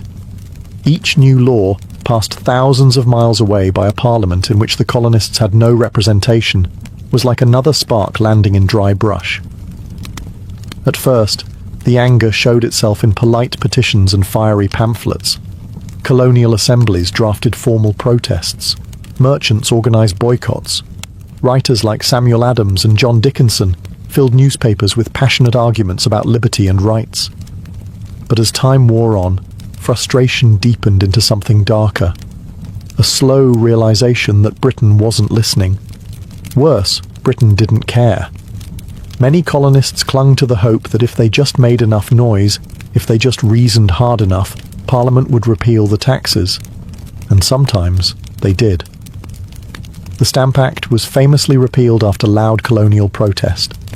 But every small victory was followed by new legislation, new taxes, new insults. It wasn't about the money. It never really was. The taxes themselves were modest by British standards. What infuriated the colonists was the principle. They were being taxed without consent, treated as subjects rather than citizens, ruled like distant possessions rather than partners. Boston, more than any other city, became the beating heart of resistance. The Sons of Liberty, a secretive, fiery group of patriots, grew louder and bolder. In 1770, tensions exploded into violence when British soldiers fired on unarmed civilians in what became known as the Boston Massacre. Blood had already stained the cobblestones. Trust was a thing of the past. By 1773, the colonies were teetering on the edge. A final insult would tip them into open defiance. And it came, not in the form of soldiers or new laws or armies, but in the quiet, seemingly harmless shape of crates stacked with tea. The colonists didn't know it yet, but the night that tea floated in the cold waters of Boston Harbor, the world would change forever. In 1773, Parliament made a critical miscalculation. Believing the American colonies would quietly accept cheaper tea, they passed the Tea Act, a law that was supposed to save the struggling British East India Company and, incidentally, reassert Britain's right to tax the colonies. On paper, it looked like a good deal.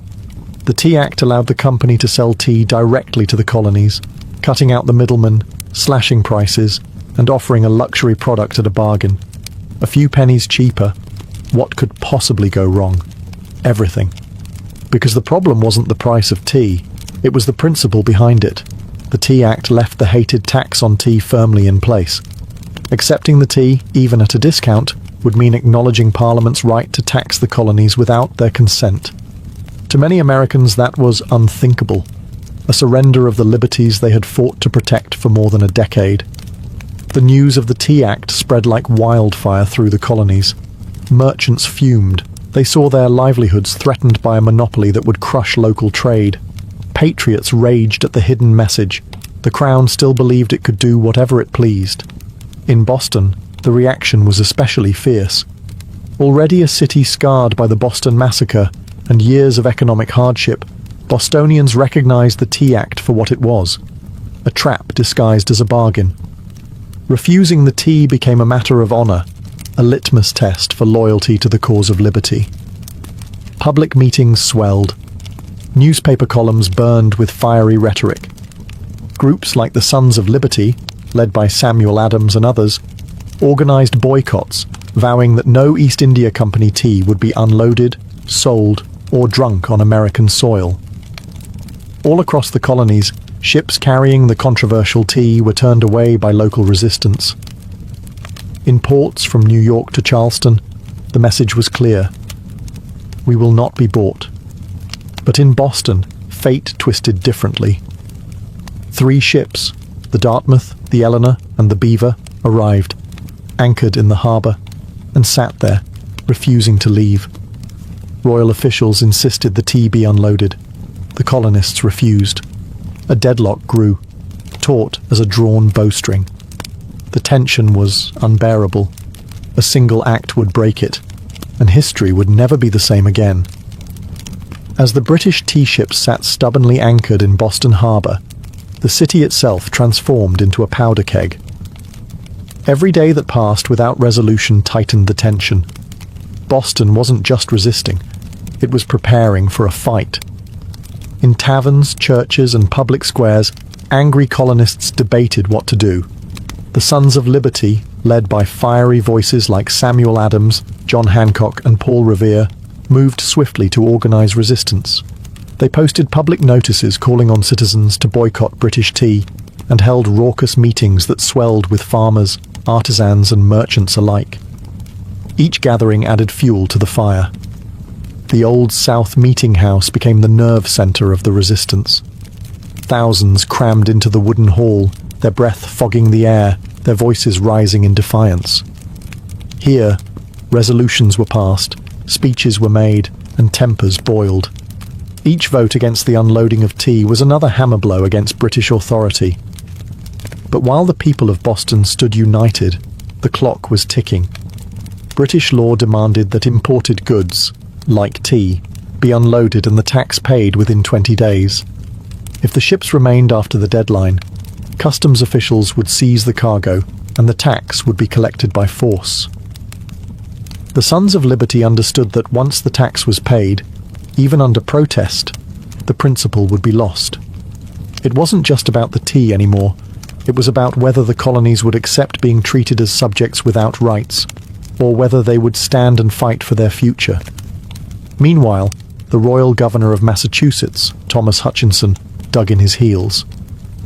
He refused to let the tea ships leave without unloading their cargo, demanding that the law be obeyed, colonial outrage be damned. To him, backing down meant admitting that mobs, not monarchs, ruled the colonies. Boston's standoff became a spectacle. Every man, woman, and child knew that something was coming. You could feel it in the air, that cold, sharp sense before a storm when the world holds its breath. All it would take was one spark to ignite an explosion. and somewhere among the crowded streets and crowded hearts of Boston, a decision was quietly taking shape, a plan that would echo across oceans and empires. December 16th, 1773, dawned grey and cold over Boston, a city balanced on the edge of history. For nearly 3 weeks, the tea ships had sat in the harbour like ticking bombs. Now, the final deadline had arrived. According to British law, the tea had to be unloaded and the tax paid within 20 days of a ship's arrival. If it wasn't, customs officials could seize the cargo, and British troops could be called in to enforce the law. Everyone knew it. Everyone knew what was at stake. If the tea came ashore, the principle was lost. If the colonists allowed it, even once, their cause, their claim to rights and liberty, would unravel. That morning, thousands of Bostonians and nearby colonists packed into the Old South Meeting House, the largest building in town. Some had walked miles through the icy countryside to be there. The meeting was so packed that men spilled out into the streets, straining to hear the fiery speeches echoing through the halls. Samuel Adams, the iron voice of rebellion, presided over the gathering. Speaker after speaker rose to denounce the Tea Act, to cry out against tyranny, to urge immediate action. But even among the defiants, uncertainty hung heavy. What could be done without sparking outright war? How could they stop the tea without opening the floodgates to brutal retaliation? As the afternoon wore on, riders galloped in with grim news. Governor Thomas Hutchinson remained unmoved. The ships would not be allowed to leave without unloading.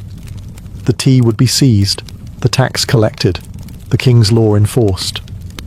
The crowd buzzed with fury. The walls of the meeting house seemed to shudder with the force of it. Yet Samuel Adams stood calmly and spoke the words that signalled the end of debate. This meeting can do nothing more to save the country. A simple sentence. But everyone knew what it meant. There would be no more petitions, no more compromises. Action would be taken. Outside, a war whoop cut through the gathering gloom. The signal. Men disguised themselves quickly, smearing soot on their faces, donning blankets and feathers in crude imitation of Mohawk warriors. It wasn't about fooling anyone. It was about creating a symbol, a message no one could mistake. The deadline had passed.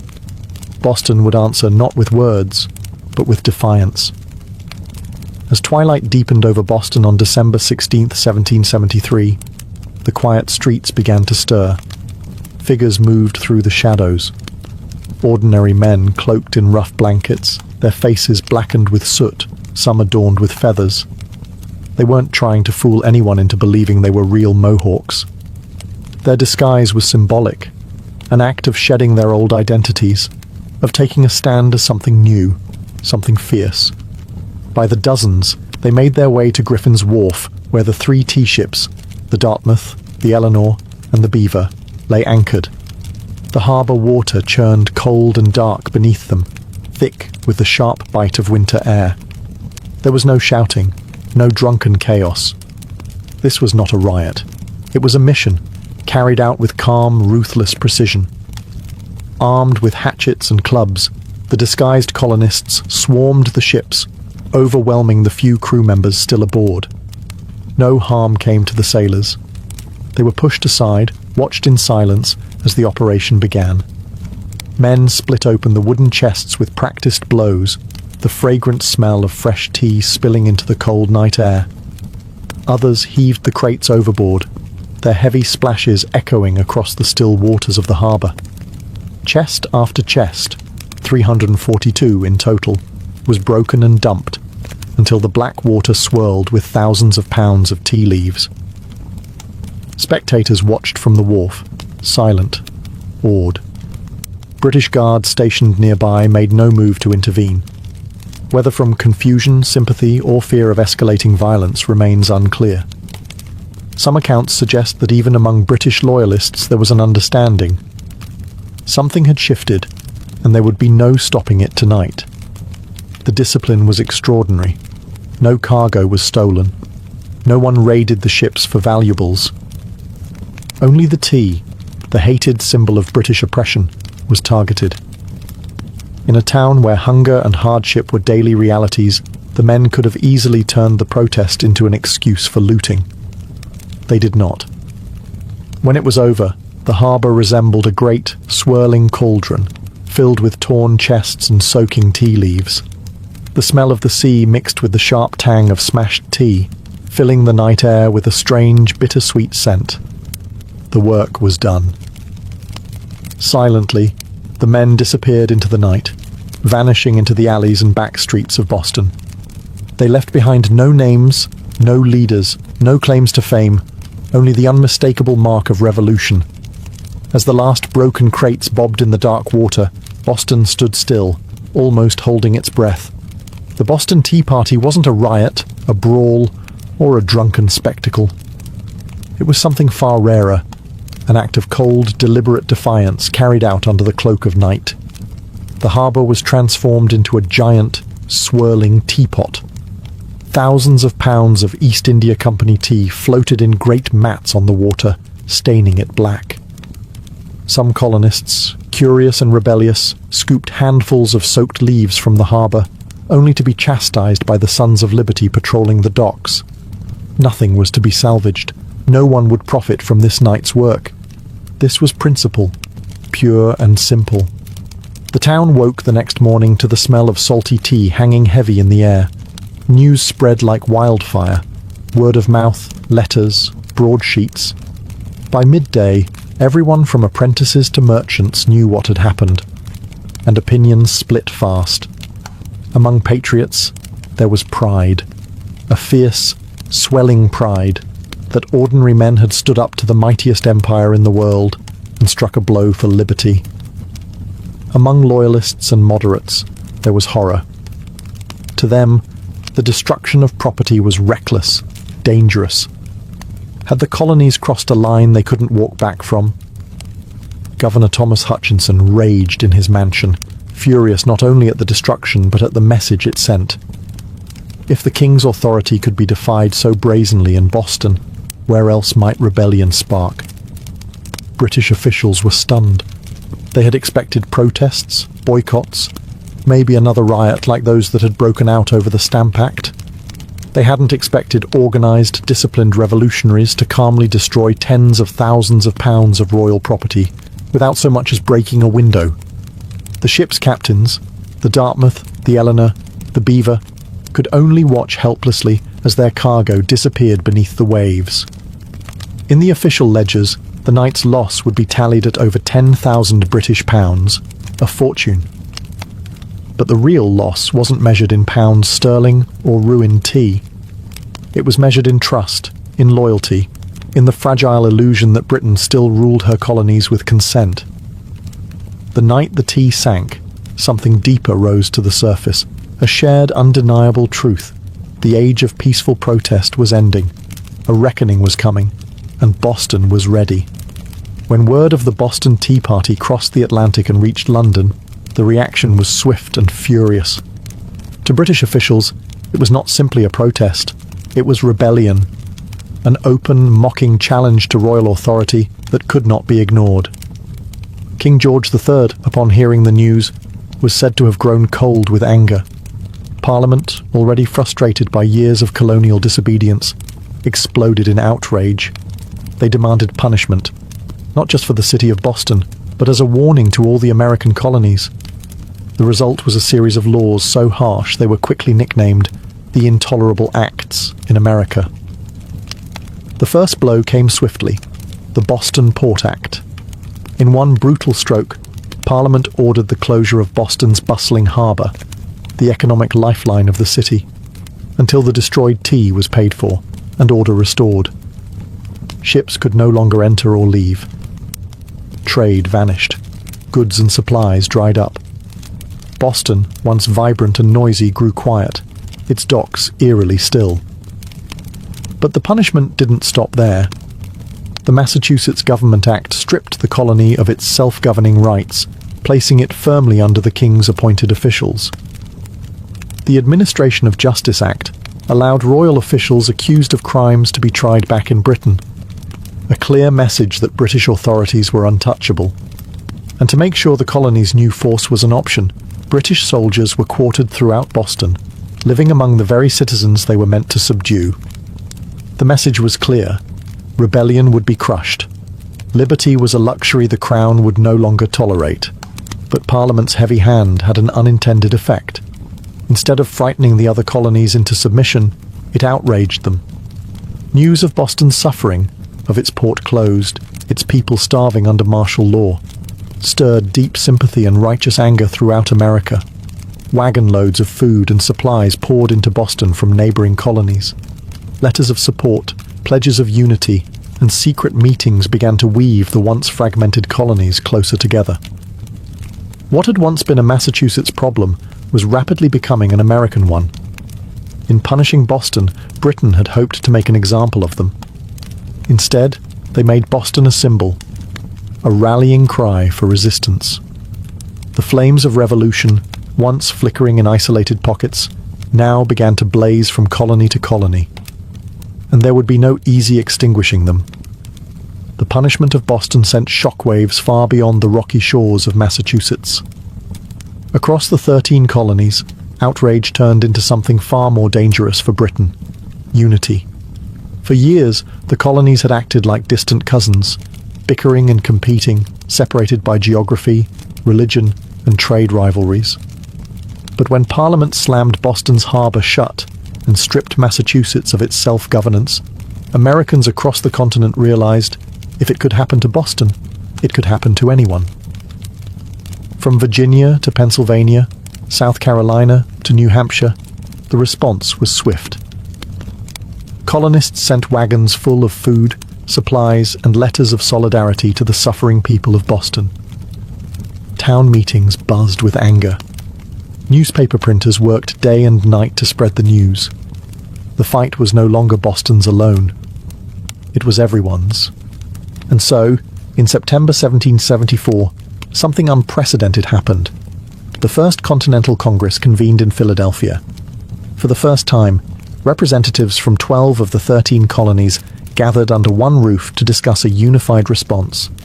Men like George Washington, Patrick Henry, John Adams, and Samuel Adams, once merely regional figures, now stood together as architects of a movement that was growing larger by the day. Their goal, at least officially, was not yet full independence. Most still hoped for reconciliation, for a return to the old relationship of mutual respect under the British Crown. But beneath the polite debates and carefully worded petitions, a deeper understanding was taking root. The colonies could no longer afford to stand separately. At the Congress, they agreed to a sweeping boycott of British goods. They pledged mutual support in the face of further British aggression, and they made it clear any attack on one colony would be considered an attack on all. In taverns and meeting houses across the continent, ordinary people began using words that had once been whispered only in private: unity, resistance, liberty. In bringing the hammer down on Boston, Britain had imagined it would crush rebellion. Instead, it had welded the colonies together into something far more dangerous, a people who, despite their differences, were beginning to think of themselves not as scattered provinces, but as Americans. The winds of revolution were no longer just stirring. They were gathering into a storm, and it was too late for Britain to stop it. The night the tea sank into Boston Harbor, it wasn't just crates that were destroyed. It was the illusion that the American colonies could remain loyal subjects forever. The Boston Tea Party lit a spark that no king, no army, no distant parliament could ever snuff out. In the months that followed, that spark caught fire across the colonies. What had once been protests, boycotts, and polite petitions hardened into open resistance. Town militias began drilling openly, storehouses filled with powder and shot. Men who had once toasted King George III in taverns now whispered about revolution under the same roofs.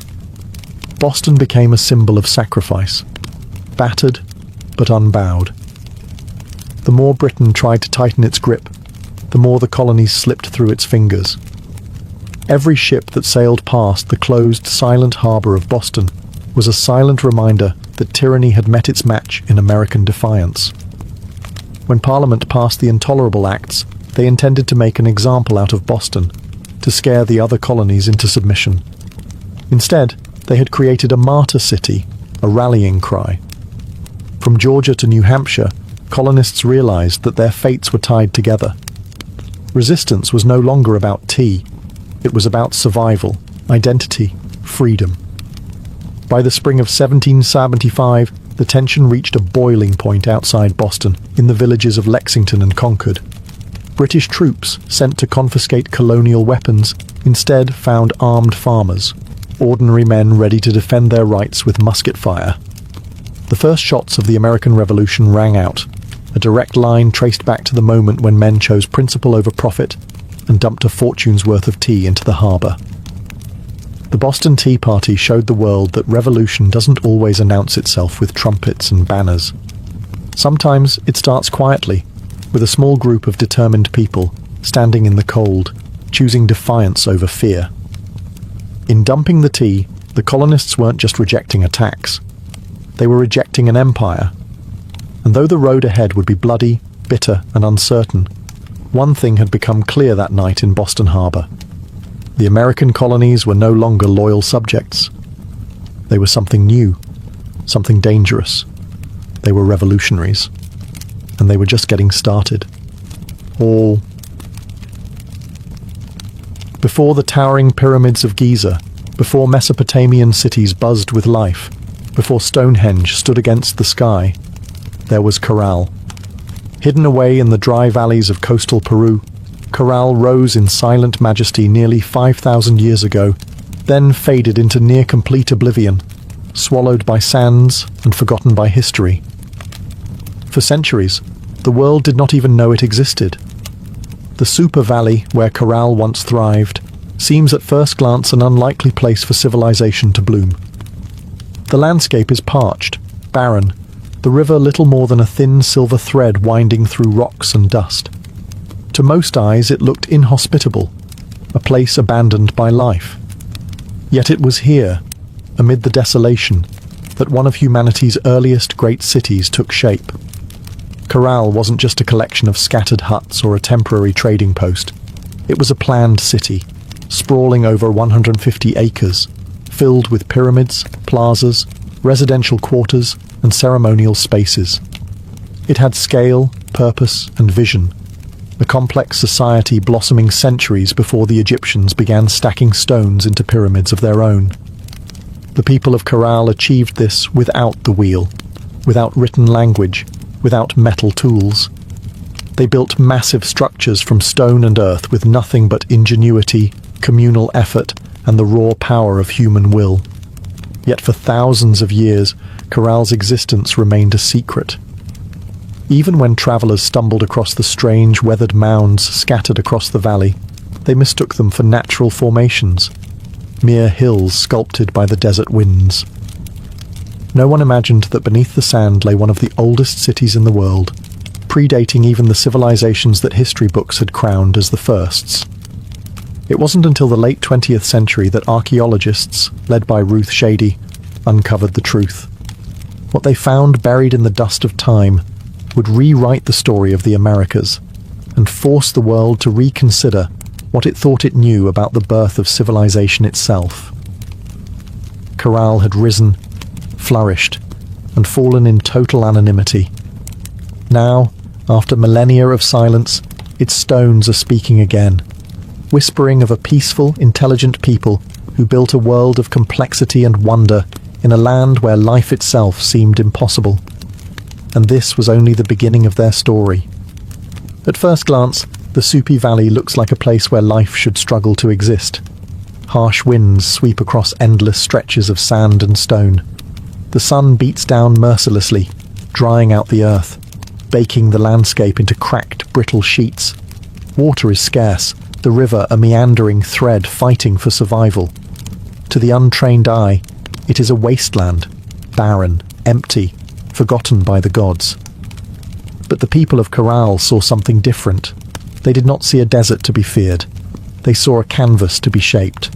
They recognized the river, however modest, as the lifeblood of possibility. And so, with patience, ingenuity, and sheer determination, They turned this unforgiving place into a thriving oasis of life and culture. Their first victory was agriculture. They learned to tame the river's seasonal floods, building simple but brilliant irrigation systems that channeled water across the valley floor. Where others saw sand and dust, they coaxed green shoots of hope: cotton, beans, squash, guava, sweet potatoes. Cotton, in particular, became their treasure. It was spun into fishing nets and textiles, fueling trade with coastal villages and creating bonds that stretched far beyond their desert home. But growing crops was only part of their mastery. The people of Corral understood that survival in the desert required balance. They worked with nature, not against it. They built their homes and plazas from stone and earth, designed to withstand both scorching heat and the rare, punishing rains that occasionally swept through the valley. They studied the stars and seasons, planning their harvests with the precision of master astronomers. Trade became the veins and arteries of Corral's economy. Dried fish, cotton, fruits, and handmade goods flowed up and down the coast. In exchange, Corral received exotic goods: colourful shells from the Pacific, rare stones from the Andes, ideas from distant peoples. They were not isolated, they were connected. In a land where survival seemed impossible, Corral thrived through intelligence, innovation, and community. They didn't conquer the desert with brute force. They partnered with it, learning its rhythms, respecting its power, building a society that was not just functional, it was extraordinary. Against the odds, Corral blossomed into a beacon of civilization, and it was only beginning to rise. Rising out of the desert like ancient guardians, the pyramids of Corral defy everything we thought we knew about early civilization in the Americas. These were not small, crude structures built by primitive hands. They were massive, deliberate works of architecture, created by a people with vision, organization, and ambition. The centerpiece of the city was the Pyramid Mare, the largest of Corral's monumental structures. It stretched more than 450 feet in length and towered nearly 60 feet above the desert floor, a feat of engineering on par with the early wonders of the ancient world. Built from stone, mud, and woven reed bags filled with rocks, the pyramid was designed not just to endure the harsh climate, but to withstand the punishing earthquakes that occasionally rattled the region. And endure it did, standing silent against wind and time for nearly 5 millennia. But the pyramids of Corral were not tombs. Unlike the massive burial complexes of Egypt, Corral's pyramids served a different purpose. They were centers of ceremony, power, and public life. Temples and gathering spaces crowned their summits, accessible by broad, elegant staircases. Fires once burned atop these platforms, and rituals were held beneath the endless Peruvian sky. At the foot of the pyramids, vast plazas opened up, sunken and circular, inviting thousands to gather for religious ceremonies, political meetings, and communal celebrations. The very design of Corral's cityscape suggested a society that prized community and order, a people deeply connected to one another and to the cosmos. Around the pyramids, smaller residential complexes fanned out, likely home to priests, administrators, artisans, and farmers. The pyramids themselves seem to have been strategically placed, aligned with celestial events, sunrises, solstices, the cycles of the stars. To the people of Corral, architecture wasn't just practical, it was spiritual, mathematical, cosmic. Walking among the weathered stones today, it's almost impossible not to feel a strange sense of awe. These structures were raised without metal tools, without the wheel, without beasts of burden. Yet they rose with symmetry, scale, and staggering precision. The great pyramids of Corral were not built for vanity, nor for war. They were built to connect earth and sky, community and cosmos, humanity and eternity. And they still whisper across the sands, telling a story that refuses to be forgotten. Among the ruins of Corral, there is something profoundly different, something that sets it apart from so many ancient civilizations. No weapons have been found buried beneath its sands. No defensive walls circle its plazas. No mass graves hint at bloody conquest or internal strife. Unlike the kingdoms that rose and fell through war, Corral was a society built on peace. It's a revelation that defies expectations. Here was a civilization that flourished not through violence, but through cooperation, trade, and shared belief. The people of Corral seem to have invested their energy not in armies or fortresses, but in architecture, astronomy, music, and communal life. Their plazas and pyramids weren't monuments to victory over enemies. They were centers of celebration, worship, and governance. This was a civilization that chose to gather rather than conquer, to negotiate rather than destroy. Trade was the lifeblood of Corral's success. Cotton, grown along the fertile riverbanks, was spun into fishing nets that were traded with coastal communities. In return, Corral received dried fish, an essential source of protein, and exotic goods from faraway places, colourful shells from the Pacific, precious stones from the highlands, and even rare tropical fruits from distant valleys. This wide network of trade stitched the region together, binding far-flung communities into a peaceful web of mutual benefit. And in the centre of it all, Corral thrived as a cultural and economic hub.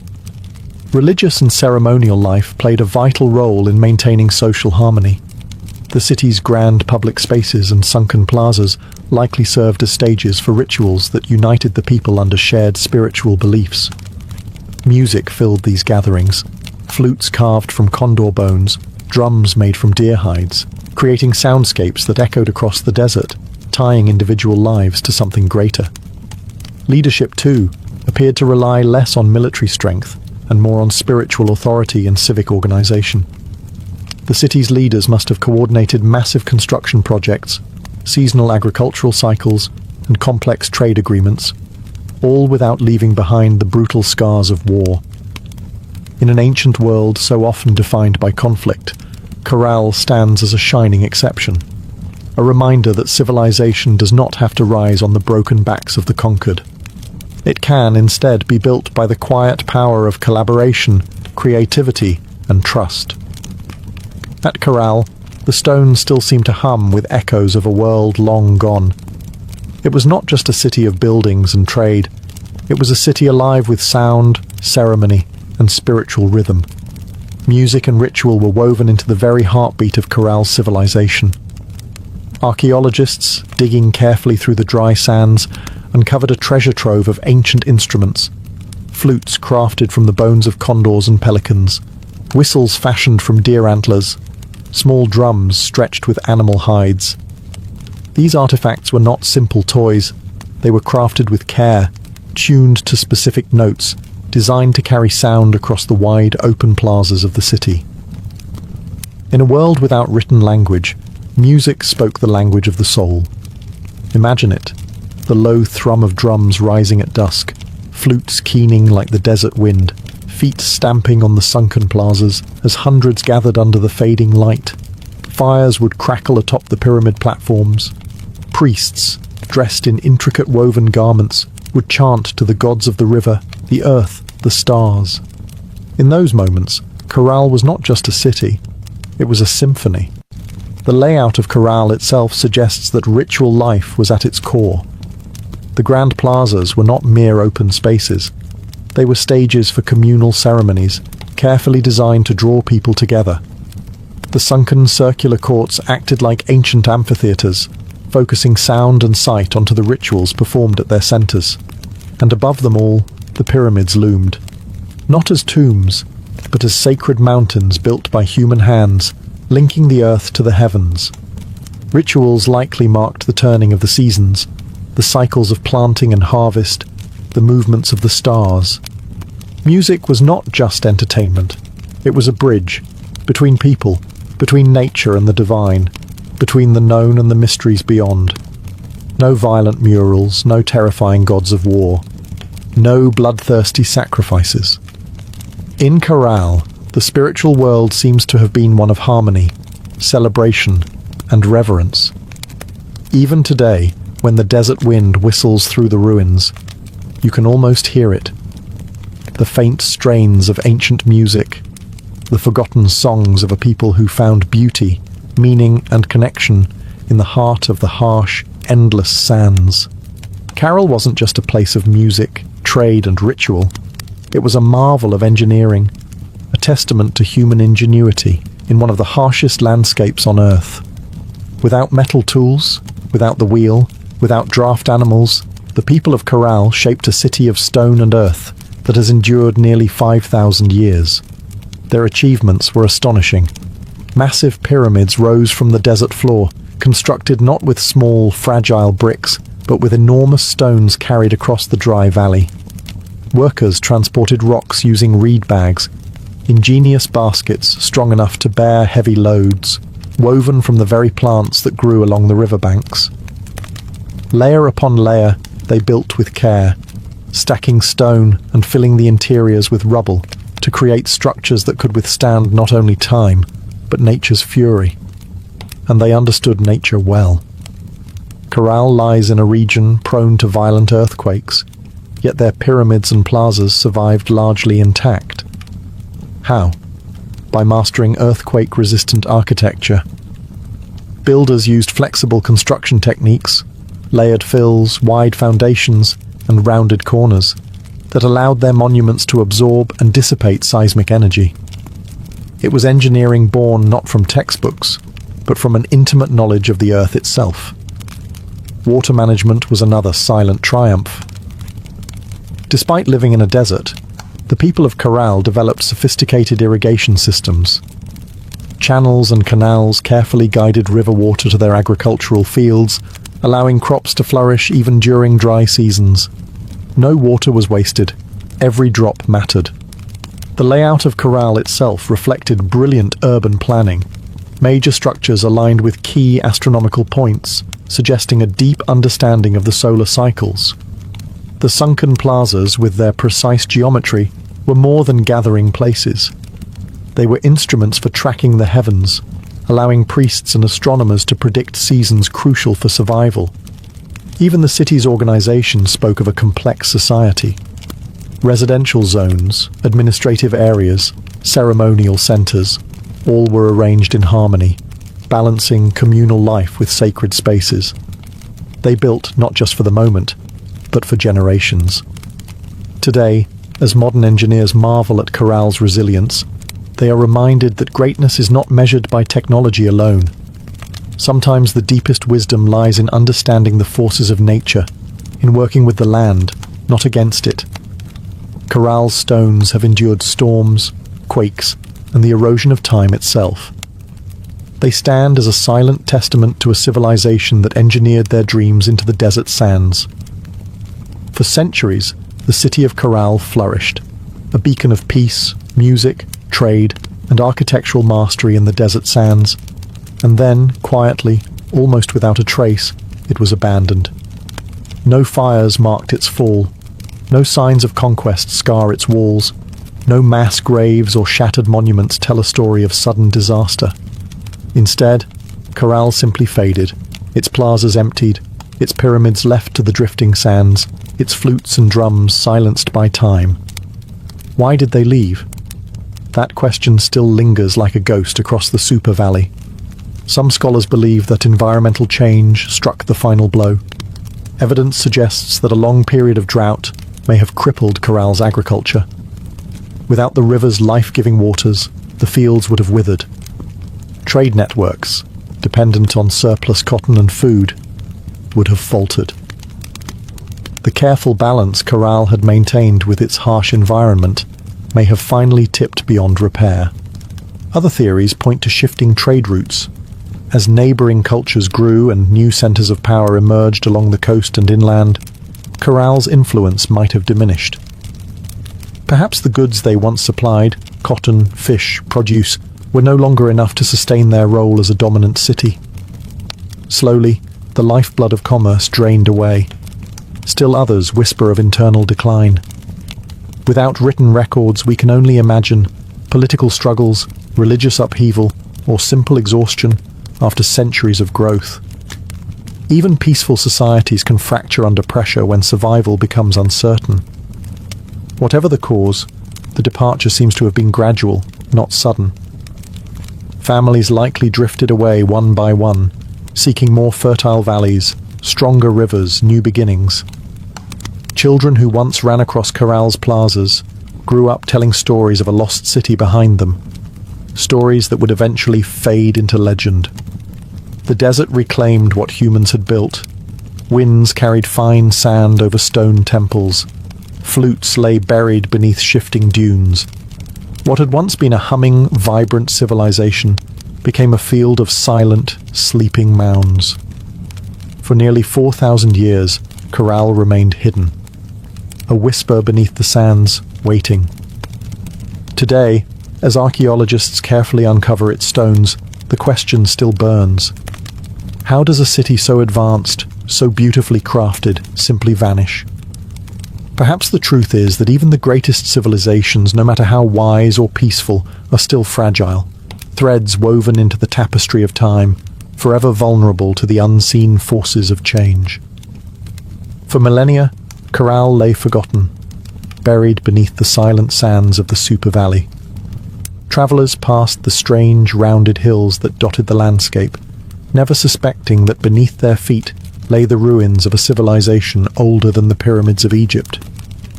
To them, these were just natural formations, mounds shaped by the wind and time. It wasn't until the late 20th century that the world would finally hear Corral's voice again. In the 1990s, Peruvian archaeologist Ruth Shady led a team into the Soup Valley, driven by curiosity and a growing sense that these hills might hold secrets no one had yet uncovered. What they found would rewrite the story of human civilization in the Americas. Layer by painstaking layer, the sand was brushed away. Beneath it emerged walls of carefully cut stone, grand staircases, sunken plazas, pyramids, a city far older than anyone could have imagined. Radiocarbon dating confirmed the unbelievable. Corral was over 4,600 years old, thriving at the same time as the earliest civilizations in Mesopotamia and Egypt. It was a discovery that shook the foundations of archaeology. Before Corral, scholars believed that civilization in the Americas developed much later, shadowed by the great empires of the Old World. Corral changed everything. It proved that the Americas had birthed monumental architecture, complex urban life, and social organization independently, long before the rise of the Incas or the Maya.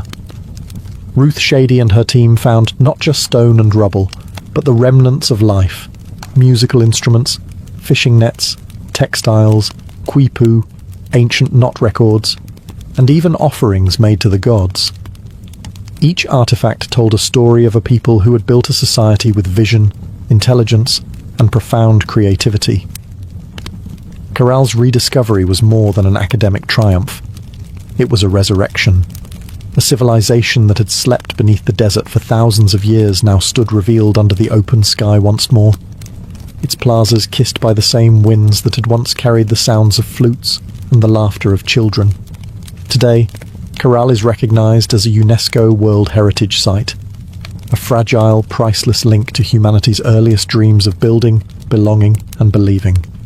The sands had hidden Corral well, but in the end, the stones endured, waiting for someone to listen, to see, to remember. Corral stands today as a silent giant, a reminder that civilization's roots stretch far deeper than we once believed. Among its pyramids and plazas, the ancient stones whisper a story that reshapes our understanding of humanity's journey. A story not of conquest and bloodshed, but of harmony, ingenuity, and hope. Long before the towering empires of Greece, Rome, or even Egypt, the people of Corral were building something extraordinary. They raised pyramids without the wheel. They mapped the stars without written records. They created a thriving society rooted in trade, music, ritual, and engineering, all without leaving scars of war upon the land. In an era often defined by conflict, Corral offers another vision of what civilization can be, a society that valued connection over conquest, knowledge over domination. It reminds us that complexity does not require violence, that greatness is not measured by how many armies march across a battlefield, but by how a community comes together to build, to create, to dream. Carroll's legacy reaches far beyond the dry sands of the Soup Valley. It challenges old assumptions that civilization had a single cradle, that urban life and monumental architecture belonged first to the Old World. Corral proves that humanity's spirit of innovation and aspiration arose independently in many corners of the earth, shaped by different hands, but driven by the same eternal desires: to endure, to celebrate, to reach toward the divine. Today, walking among Corral's weathered ruins, you can almost hear it. The pulse of drums, the low hum of flutes, the murmur of traders bargaining in the plazas, the laughter of children racing through stone alleys under a sky of endless stars. Their lives, their dreams, their stories are still with us, etched into the bones of the earth. Corral teaches us that even when civilizations fall, their spirit can endure, sleeping under sands, waiting to be remembered, waiting to inspire again. In the great timeline of human history, Corral shines not just as a relic of the past, but as a beacon for the future. A reminder that, even in the harshest deserts, even under the heaviest sands, the seeds of wonder, wisdom, and peace can take root, and build a world that reaches for the stars.